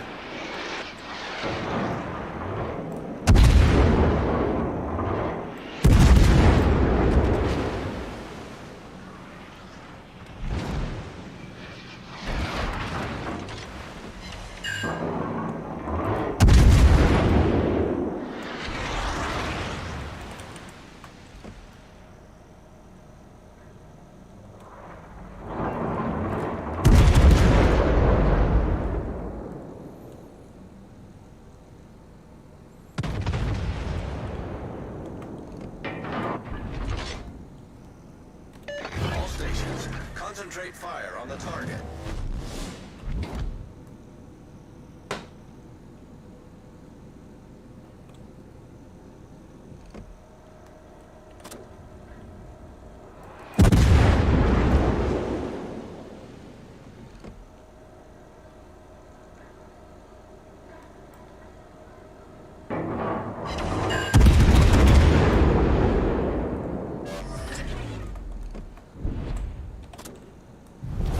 Our team has taken the lead.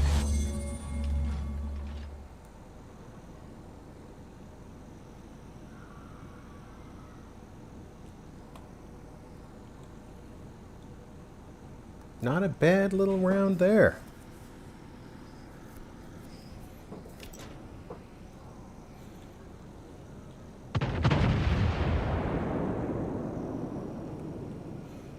The Des Moines is retreating.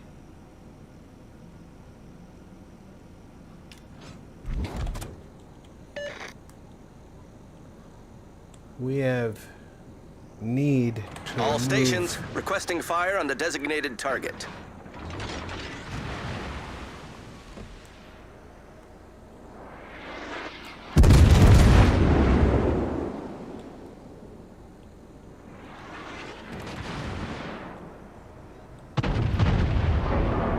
Enemy cruiser detected.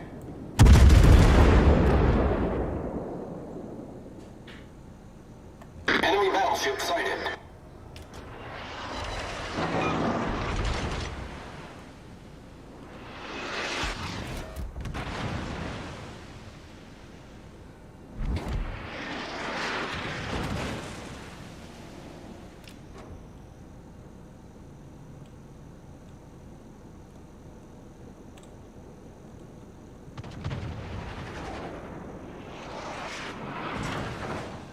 It's useful to know that there's only one person targeting me, because that means once the other guy can't see me, I'm good.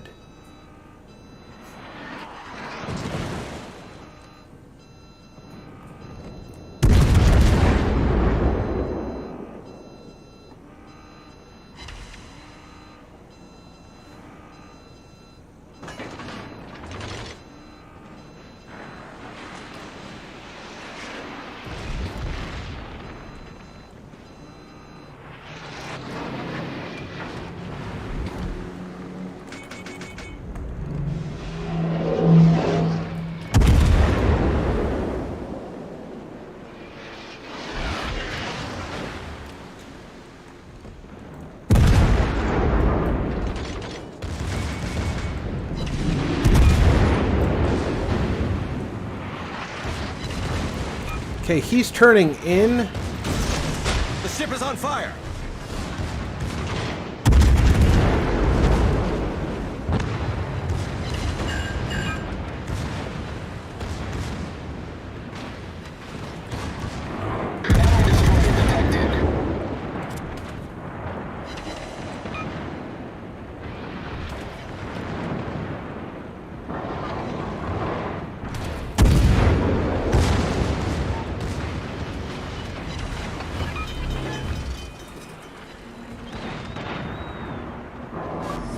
Spotter airborne.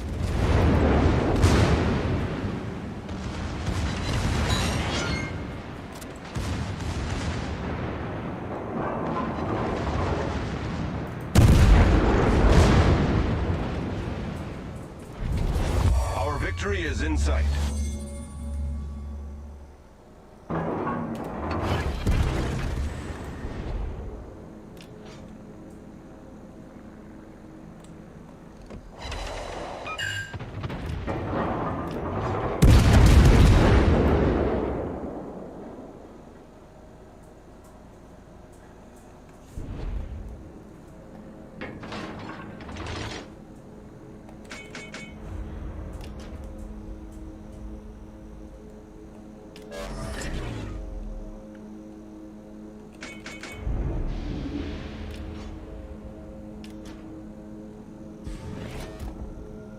Well, again, I'm in the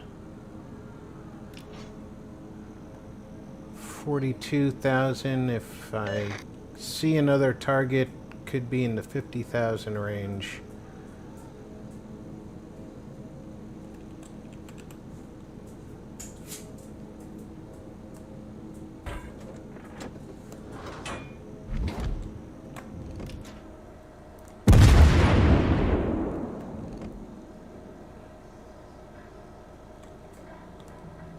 Enemy battleship detected.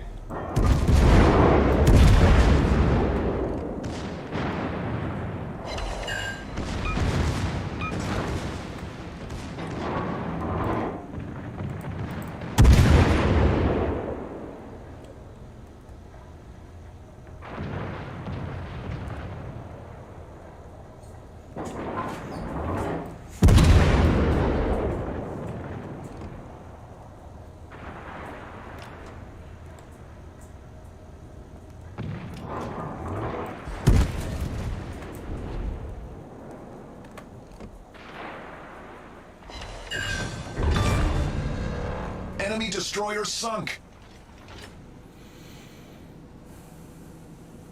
Now we only have one destroyer to worry about.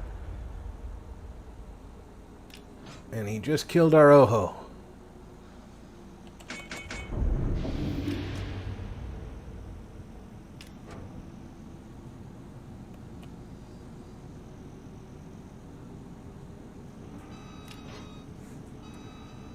He could be heading for B.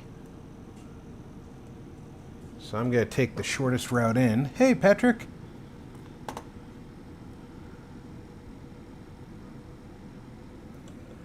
I appreciate you coming in and smashing that like button.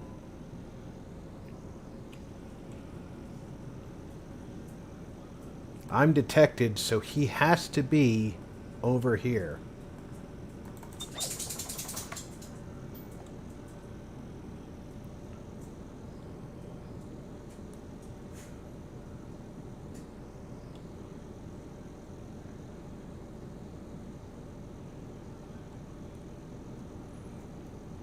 So my smart money is to turn in the direction I think he is in.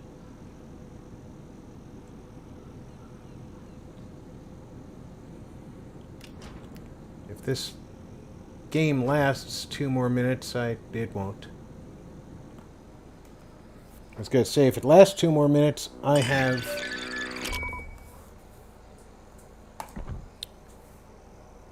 Okay. 47,000 damage, put me top 3.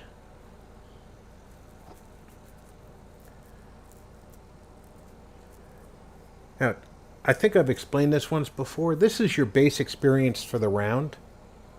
Your base experience is automatically higher if you're on the winning team. So this person in the Kleber was outscored not just by him in the Khabarovsky. He was actually outscored by these two down here, the Goering and the Frederick de Grosse.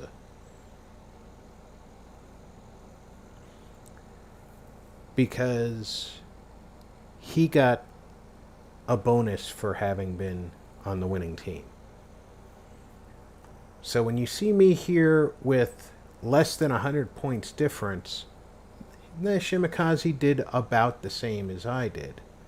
But when you see these guys, especially this one with more points than him, the Khabarovsk actually outperformed this guy and probably this guy based on the adjusted points.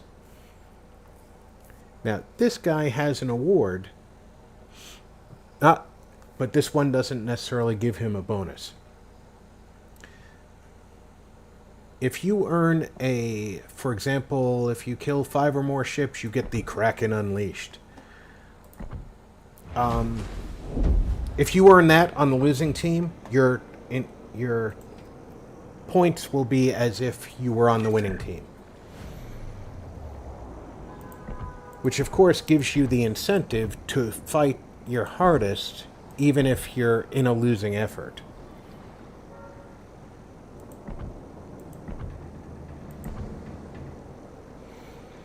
Because a lot of people will look at what's going on around them and say, why should I play? Why should I fight at all? Look at the quality of my team. That's why you fight. Your experience, your commander's experience, your free experience, and your ship's experience all lead to the next ship, to the next... if you're getting a lot of free experience, you can buy ships with free experience.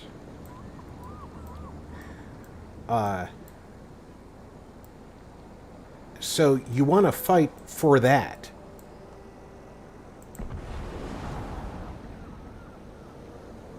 I currently have 4 containers. I can collect 2 right now. Let's try our luck. See if I can get a super container. Throw the dice. Regular container.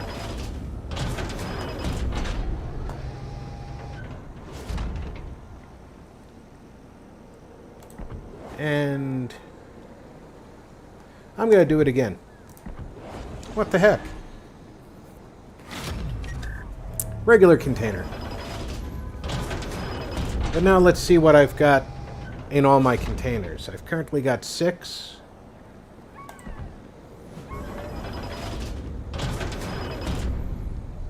Alright, I've got a bunch of pennants. I got 500 free experience, 1,200 coal.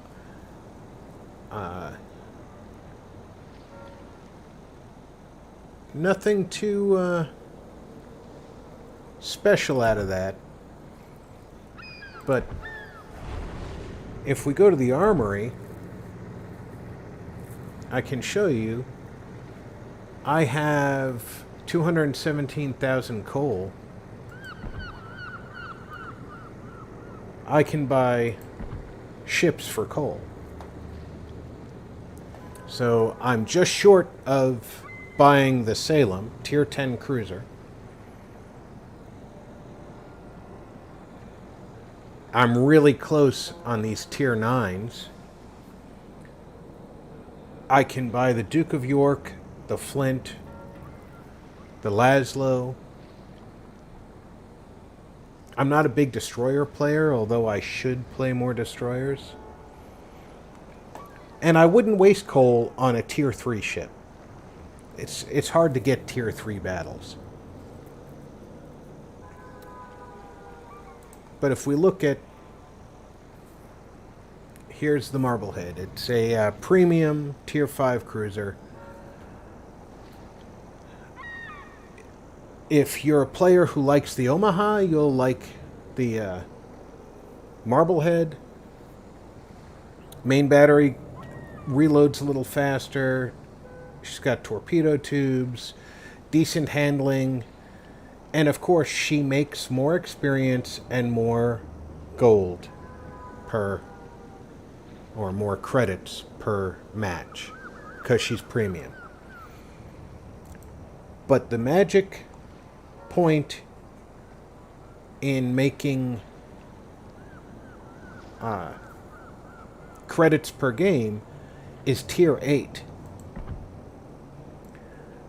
In order to get Tier 8, you gotta go down into the spending doubloons part.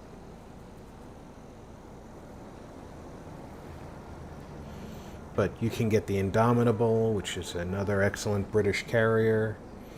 You can get some of the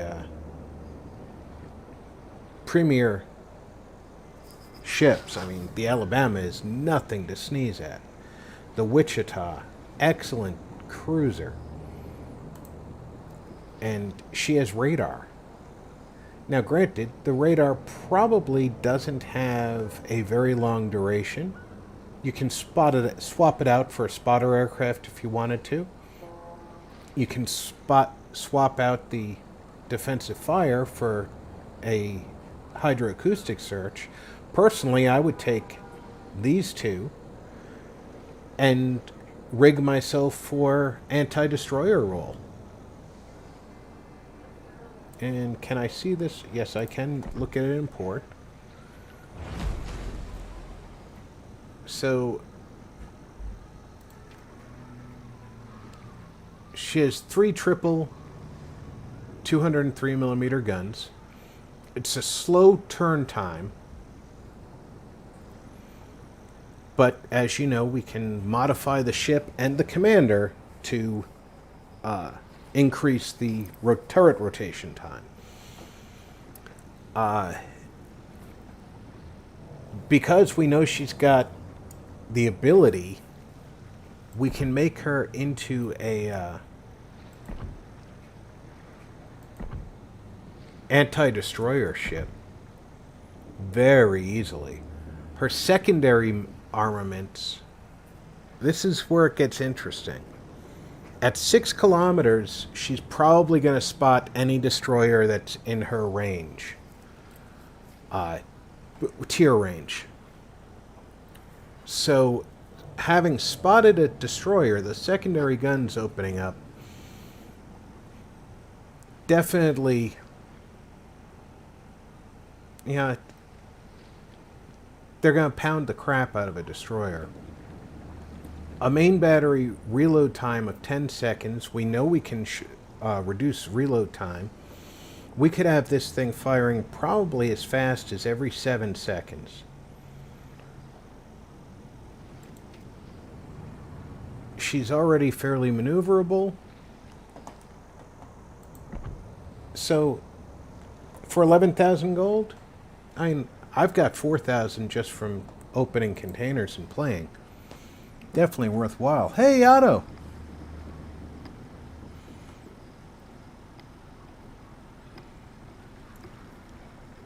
Happy to see you. Glad you could come on in and say a few words.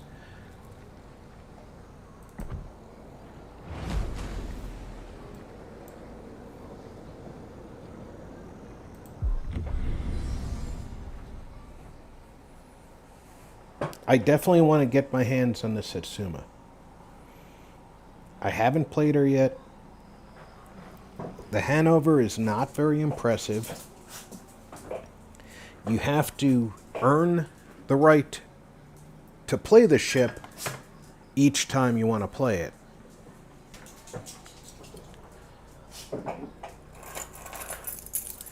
But the plus on that Satsuma looks like it devastates with a good hit.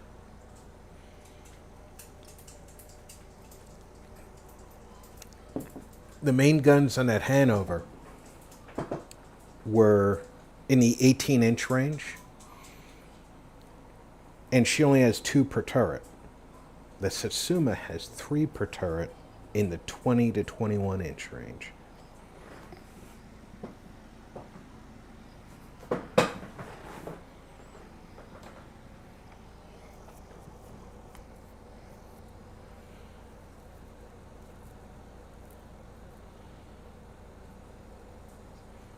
And the same offer that I made to Lava is open to any one of you guys who wants to join me. Send me a message. We'll get you to download the. It's free to play. You don't need to spend any money out of pocket. The learning curve is not steep. Low tier games. If you can't find a low tier game in random battles, you're guaranteed action in co-op play, because even if you're the only person who's playing, in 30 seconds you'll open up a battle and you'll play a bunch of bots with bots on your team. I will be happy to join anybody who wants to come in, and we can pound the snail snot out of either some other players or some bots.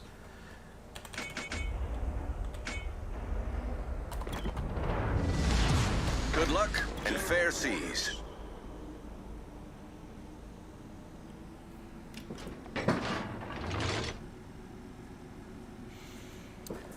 Well, it's a PC game. There is a console version, but it's not crossplay. And I don't have the console version. I tried the console version of World of Tanks before I departed that game, and it plays differently enough that it's off-putting for me, because I am a keyboard and mouse gamer to begin with.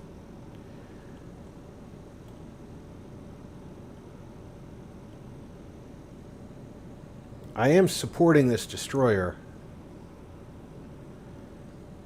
but I'm very iffy about the situation.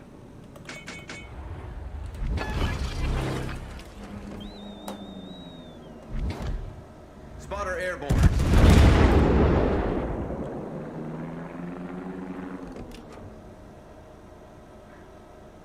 Concentrate fire on the designated target.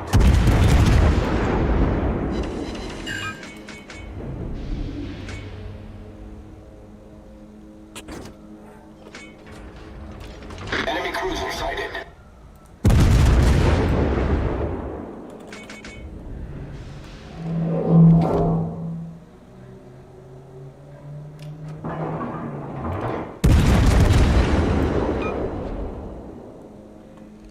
Enemy battleship sighted. Concentrate fire on the enemy.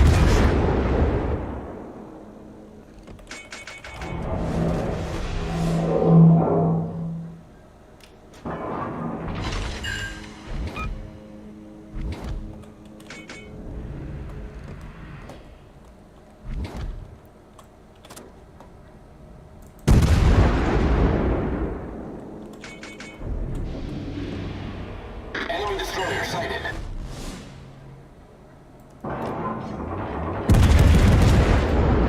Concentrate fire on the designated target. Roger. Oh, that lucky bastard.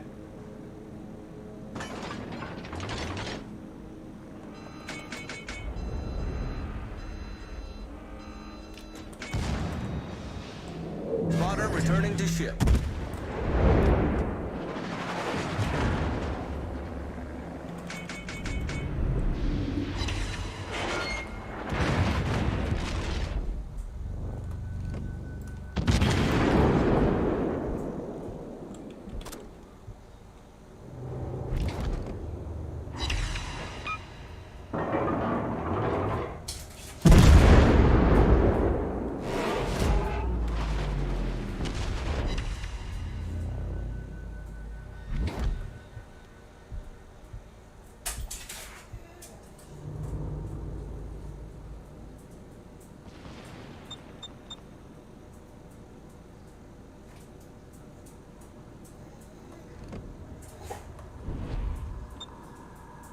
Where's the Drake? Where's the Drake? Good show. He's over there.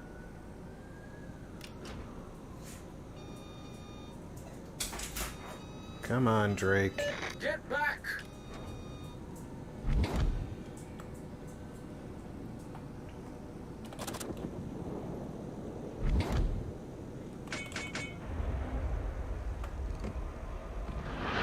Enemy battleship sighted. Enemy destroyer sighted.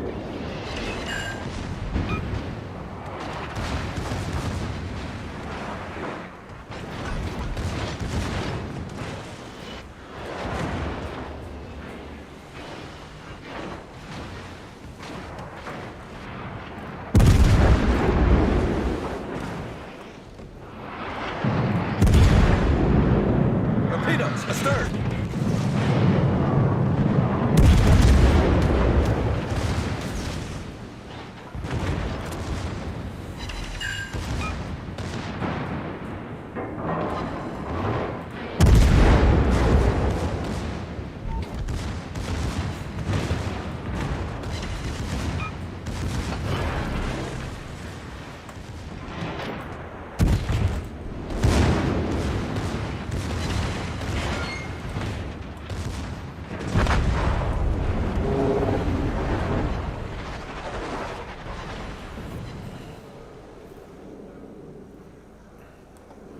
That was a rough spot to be in. I only had the Shimakaze for support.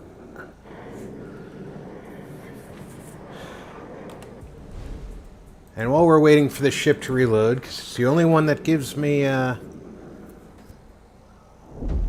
intelligence reports, we're going to change.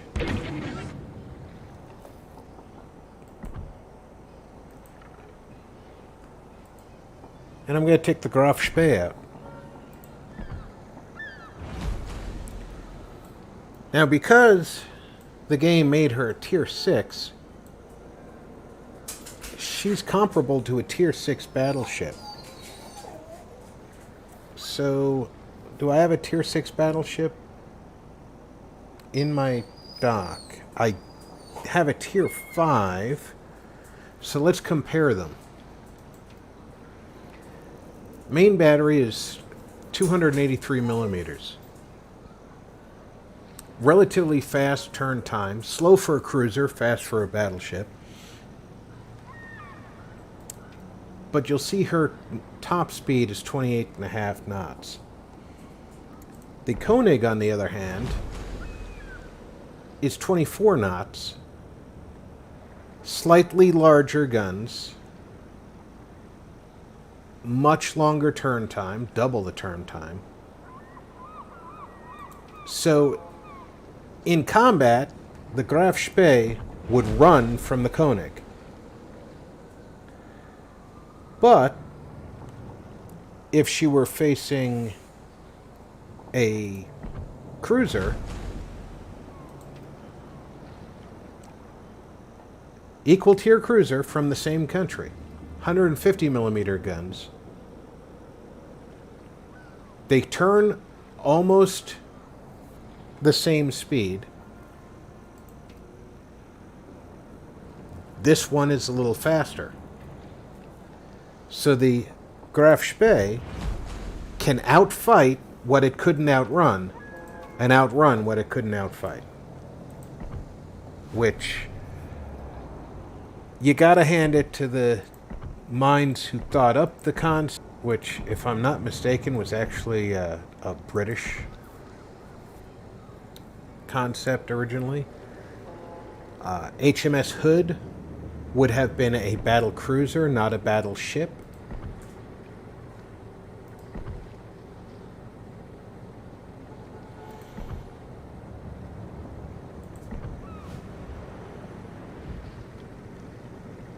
And yes, the commander has 5 points unspent in his Commander XP. I have not figured out his best. Yeah, don't sail to Montevideo. Good advice for the Graf Spee. Actually, the better advice would be don't let your commander shoot himself in the head. I don't think it would have been successful, but there are people who believe that the Grafspee could have fought their way out of the port, and that would have actually taken 3 British ships out of combat for the remainder of the war, and 2 were theoretically going to be serviceable. Instead, she scuttled herself, so we'll never find out. I don't think Many thanks. that Many thanks. revisionist history is valuable in this case, because looking at the damage the Grafspee took in the pursuit that led to Montevideo, having more ships available to attack her would have been, in my opinion, a little bit more insurmountable than the revisionists want to accept. If you look at the 2 cruisers ahead of me here, the Omaha is an American cruiser. It carries comparable armament to the ship that I compared, the Nuremberg, that I compared the Grafspee to. The Leander is a British light cruiser.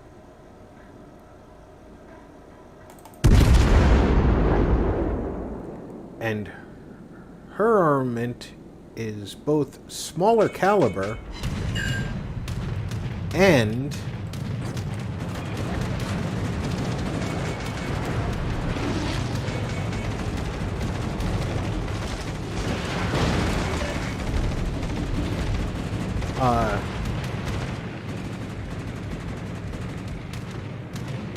fires semi-armor piercing.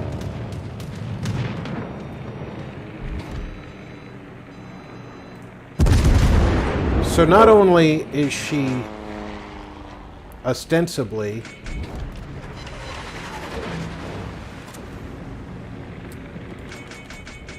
a ship that will take damage a little bit more. That's enough, Lieutenant. Because she's more lightly armored.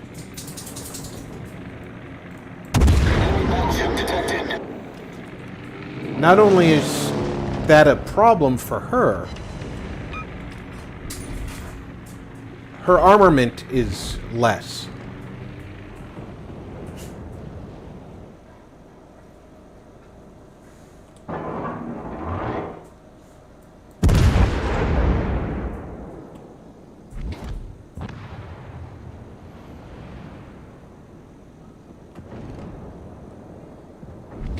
Enemy cruiser sighted.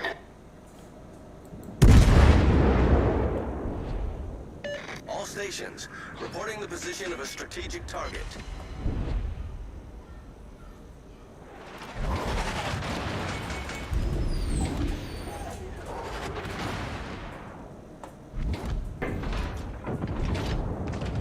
Hello, Koenig.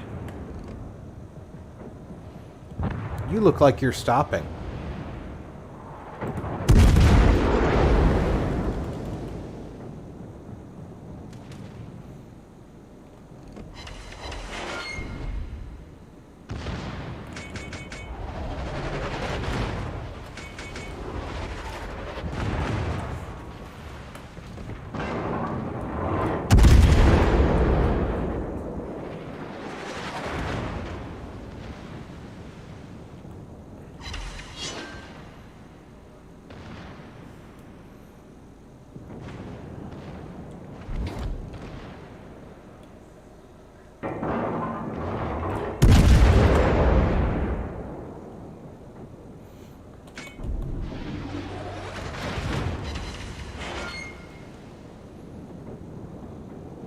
Koenig really wants to take out the Graf Spee.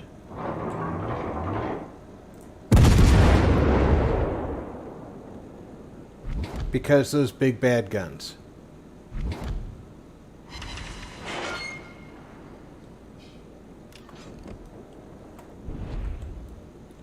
Unfortunately, I don't get a spotter aircraft. So I can't change the range of my guns. I should check. I might be able to replace my fighter with a spotter.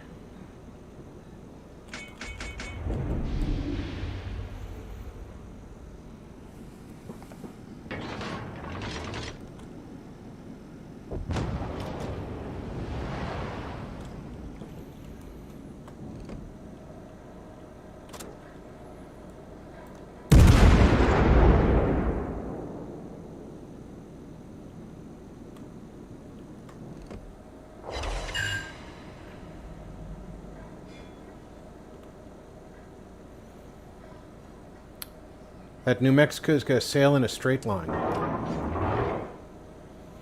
So now I just have to wait for the mountain to disappear.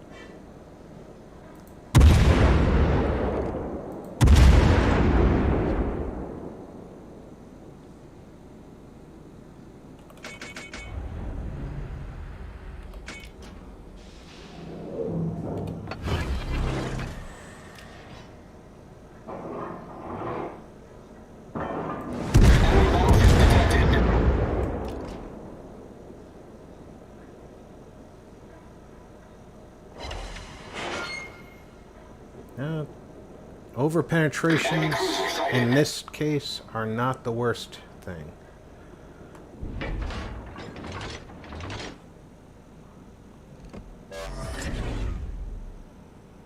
That sucks.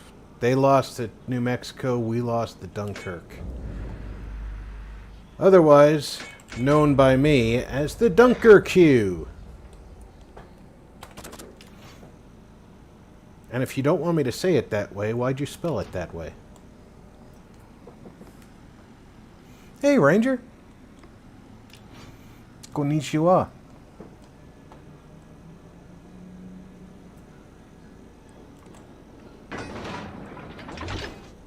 I am going to sail back to assist the Leander, who is hurting. I've switched back to high explosives.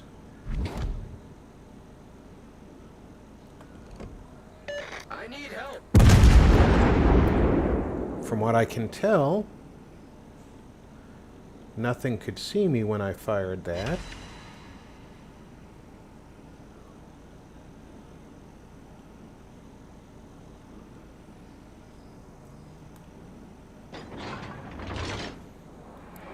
They tried blind firing back.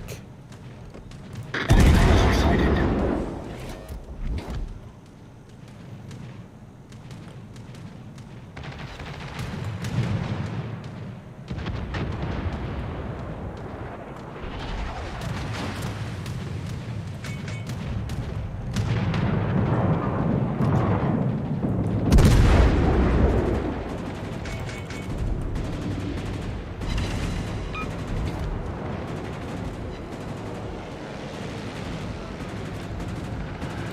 Now, unfortunately, the Leander did not go the direction I would have gone.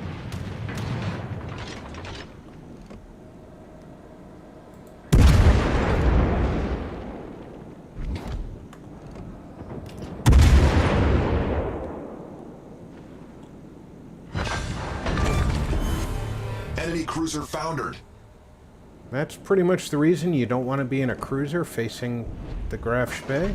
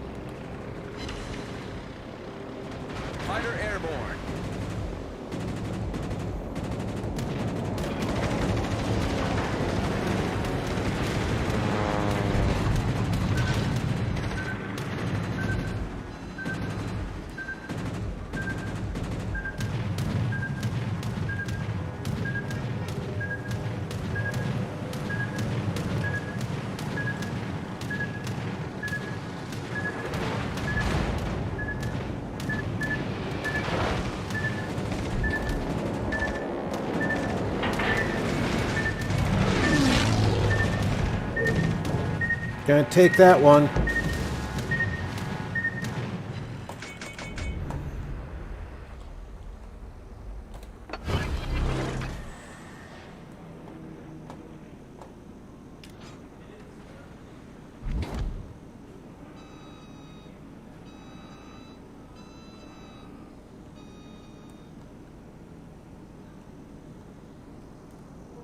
I need help. Yeah, requesting support, I need help, they're the same thing. Negative. All stations, protect that target. That's a better answer. I like that second answer. Go with that.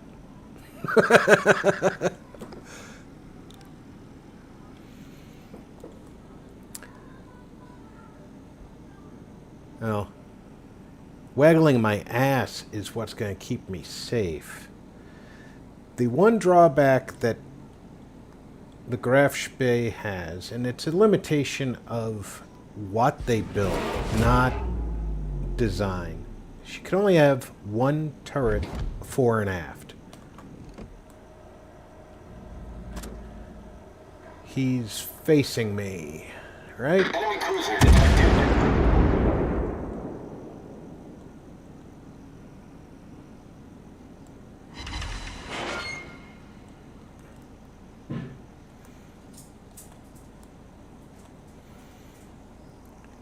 If they had put a super firing turret in the front, they probably couldn't have put the size guns that they did on her. But she'd be more versatile, because she'd have a double turret front or a double turret rear. Either way would make her a more Enemy battleship detected. useful warship.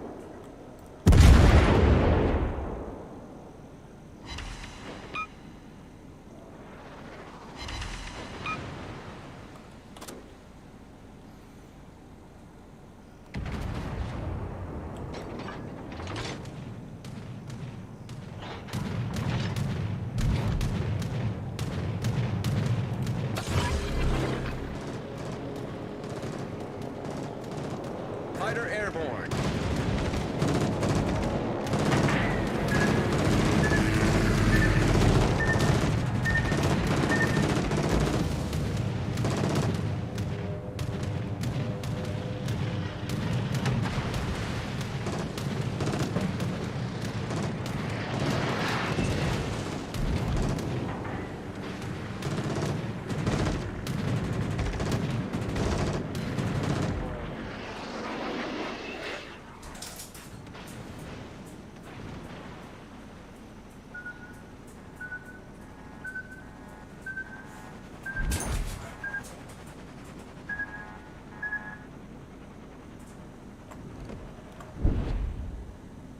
Keeping enemy ships in sight helps us a lot.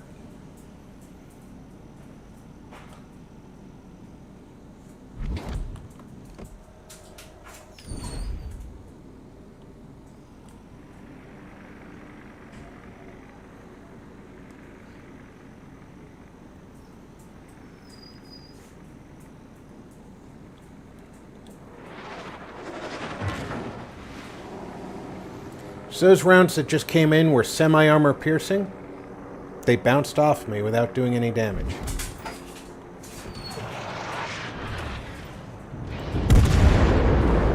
The ship is on fire!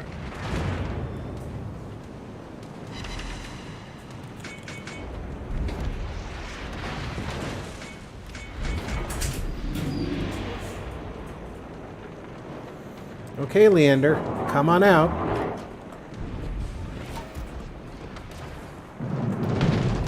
You smokescreen hiding son of a bee.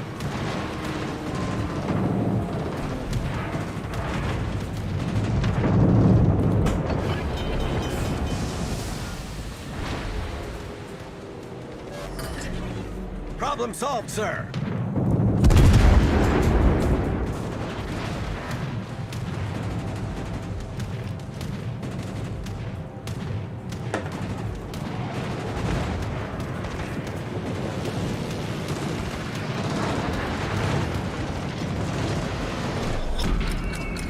guns in 5 minutes.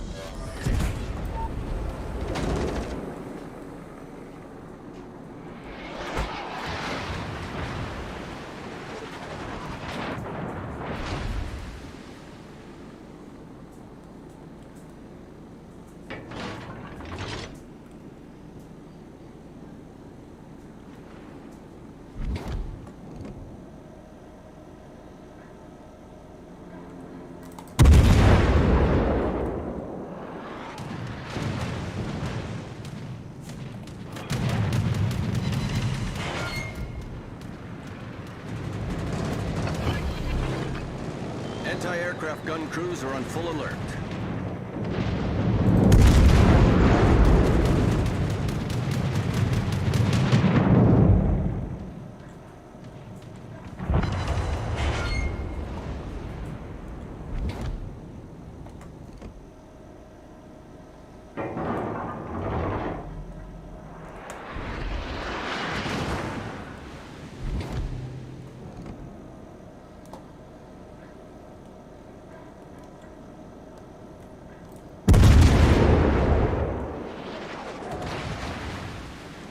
Anti-aircraft gun crews are on normal alert. Well, it's gonna suck here in a second.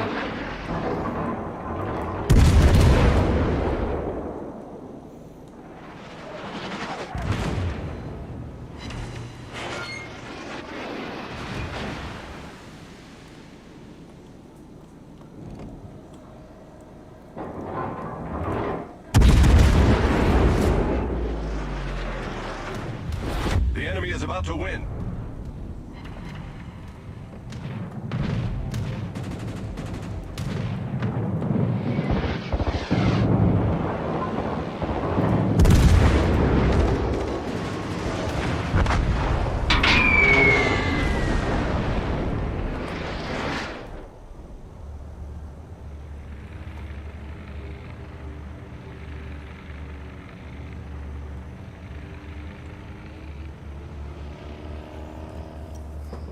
That was a rough battle.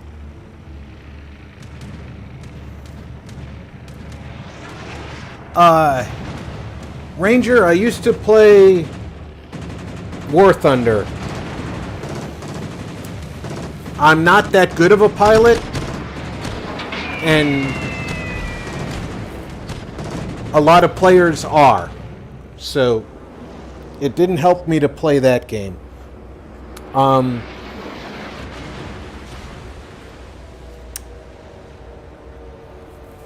I tried World of Warplanes, which is a wargaming title. Same company as this. Unlike War Thunder, which War Thunder still is, it's not really a flight sim. It's an arcade game. But unlike War Thunder, World of Warplanes, you constantly feel like you're chasing your cursor around the screen.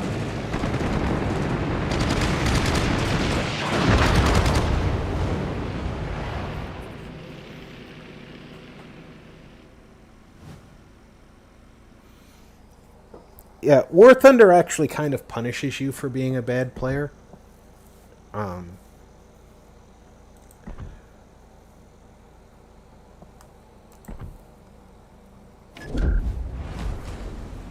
So it does get under my skin a little bit how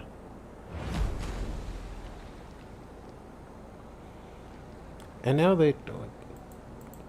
I don't get it. Maybe after this battle it'll be back. It gets under my skin a little bit how easy it is to lose on War Thunder, because War Thunder is not just aircraft. It's land and air, and from what I understand, they were trying to implement naval battles, but all on the same server. which could in fact mean you could have 3 different types of battles in one battle. And when your airplane is being targeted by a ground unit that has an anti-aircraft gun instead of a tank gun, and you're being targeted by enemy aircraft, and you're being targeted by NPC anti-aircraft, and then you throw in the potential that, you know, just offshore there's a player character and a destroyer with anti-aircraft guns, you find yourself in a difficult position. There's no player silhouette. Like when you're in World of Tanks, when I targeted an enemy tank, you could see the red outline of the vehicle if I got my cursor onto him. That's not the case in War Thunder. When your tank targets another tank, you're aiming at the vehicle. No silhouette appears.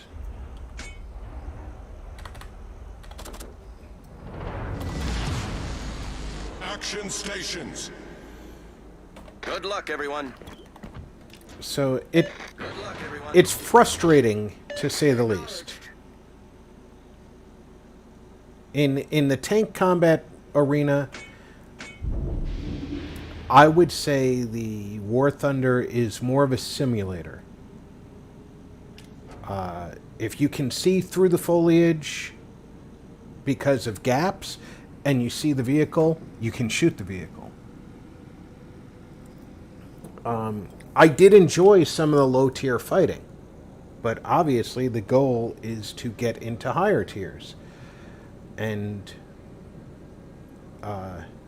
one of the nice things I did enjoy about War Thunder is I used to have a joystick that was made for flight sims, and it interfaced.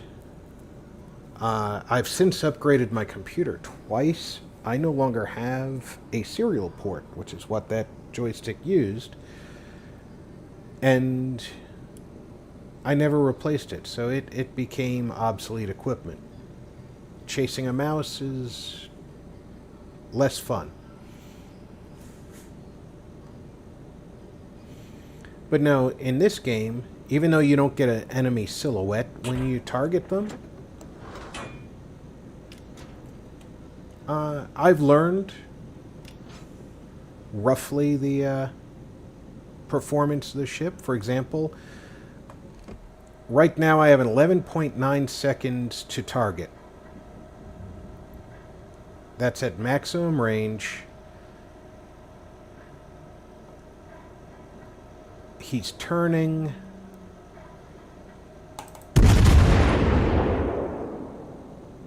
He couldn't even see me if he wanted to, because I was out of visual range. Enemy cruiser sighted. But because I knew how long it took for my rounds to get there and how far out of range he was, I was able to take advantage of it. Now, granted, I only did 825 points of damage, and he knows somebody's over here.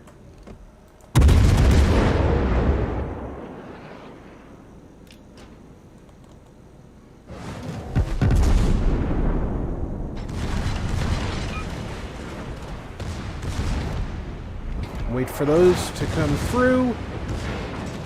He has a long reload.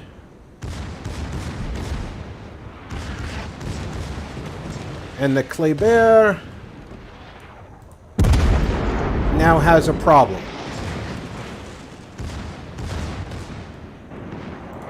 Enemy battleship detected.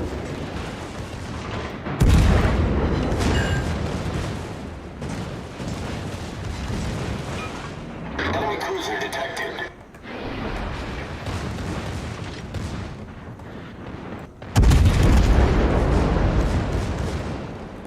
Enemy battleship detected.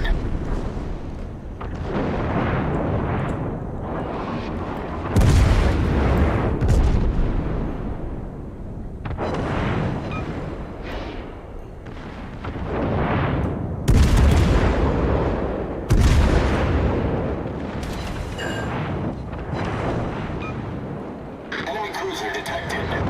The ship is on fire!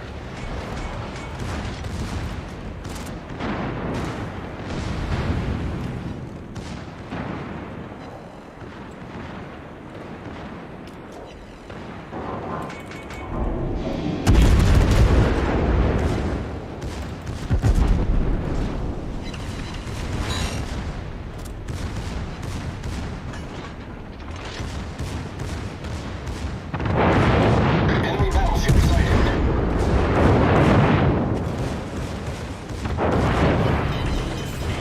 The ship is on fire! Problem solved, sir.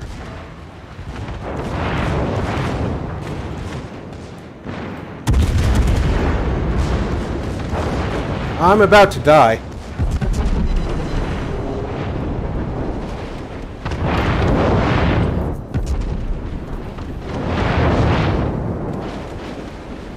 And even in that brief fight, I managed to do over 20,000 damage.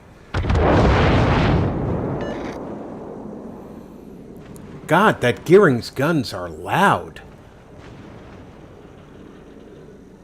Oh no, that had to be the Satsuma.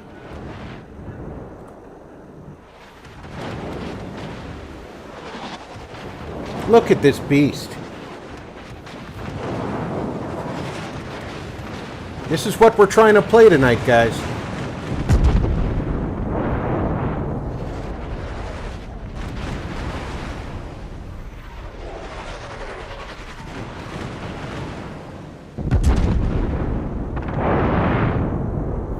If he gets a citadel on that Minotaur, it just about erase it.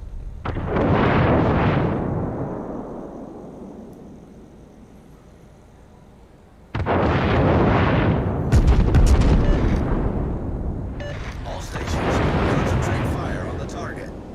Look at that hit. And it is the Gearing with those loud-ass guns.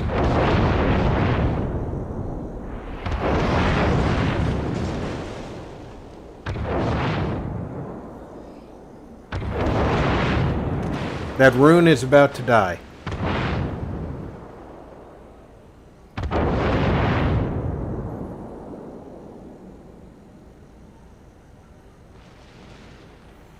The unfortunate part here is the island on the border, because you can't sail around it like you would in real life.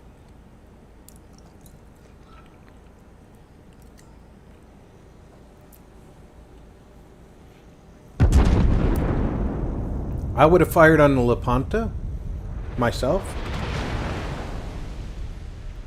The Lepanto has fewer hit points and is an Italian battleship.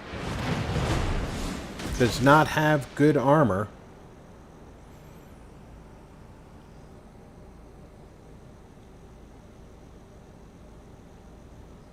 I need help.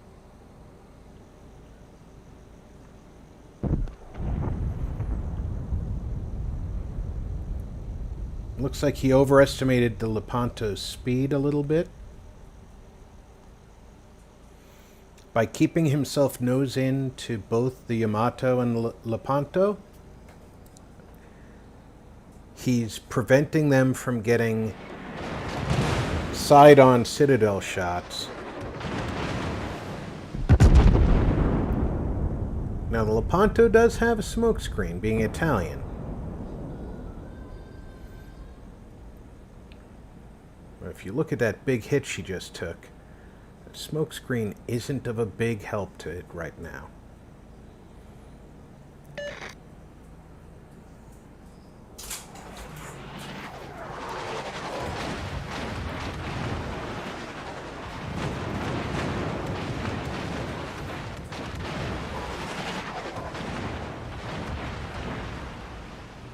I might take on the Minotaur before I shot the Yamato. Again, lower hit points. It's a cruiser. The armor is thinner.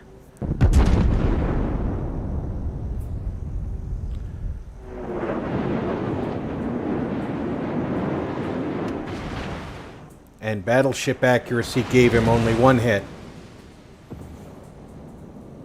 Look at that Lepanto.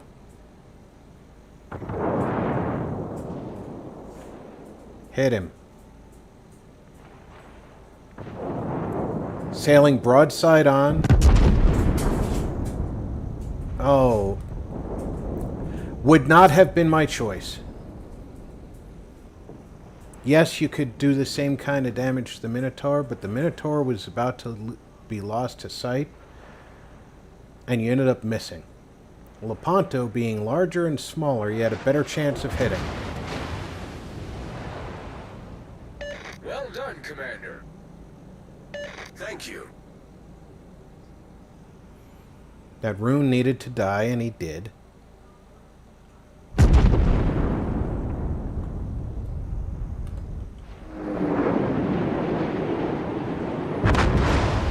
Look at that.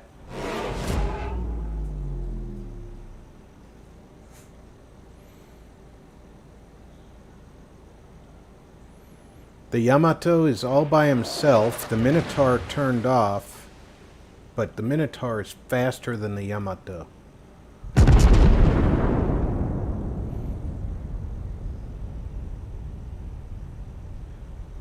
Satsuma still needs to not put his beam to the Yamato.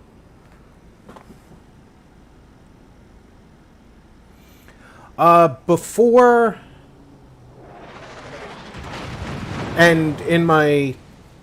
I went back in the army and Concentrate fire on the enemy warship. even when the first couple of years after I got back in the army, I was a pretty good Counter-Strike player. My hands were not yet arthritic. My twitch skills were pretty good. I was part of a team that we all carried Desert Eagle 50s with skins to make us all look like the Smiths from the Matrix. And we had hotkeys selected, so every time we killed somebody, we quickly hit, and our character said, "Only human."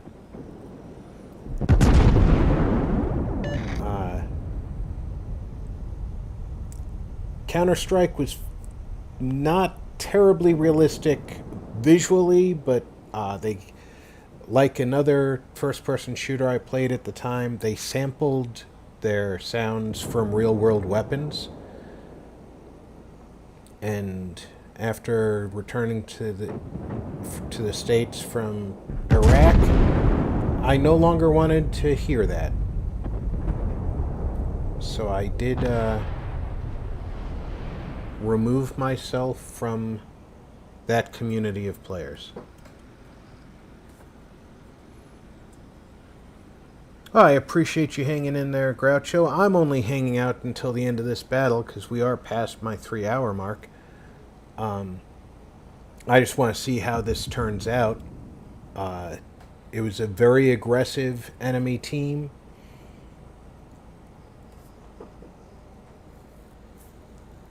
But we're actually ahead on points, so I want to see how this turns out.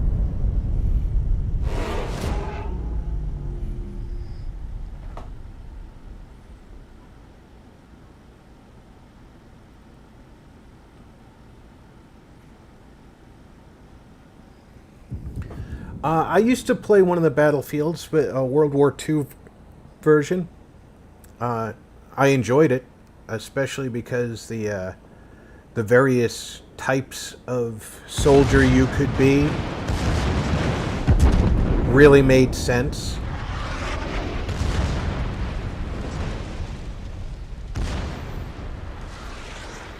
At this point,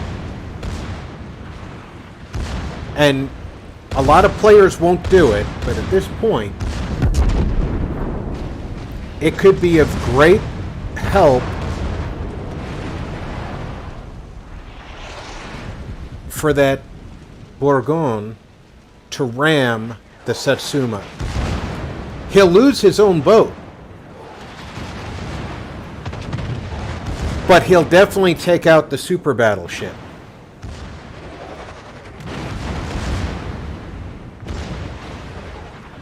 And I honestly think the Satsuma was thinking about doing that to him.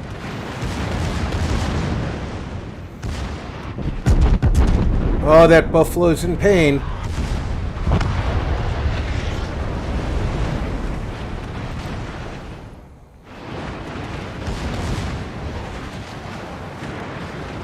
And we're down to the British-dressed Yamato.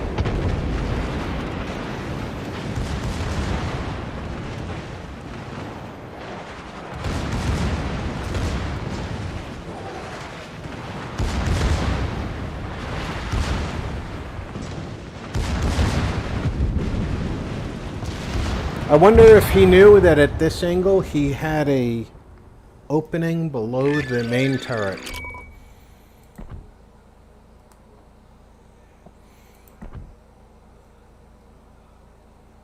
That scares me that these three scored less points than me, because at this point value, I was gone in under 5 minutes.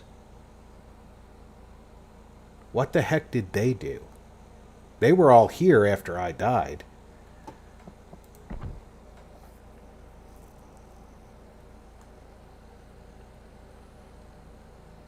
Pitiful damage to the Lepanto.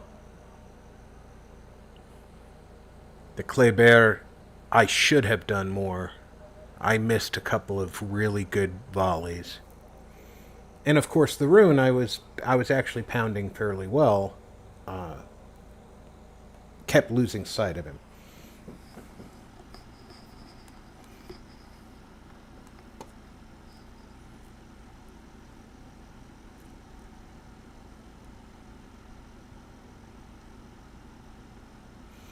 Hey VG, I'm glad that you made it in. I am sorry to say that that's the last battle of the stream tonight.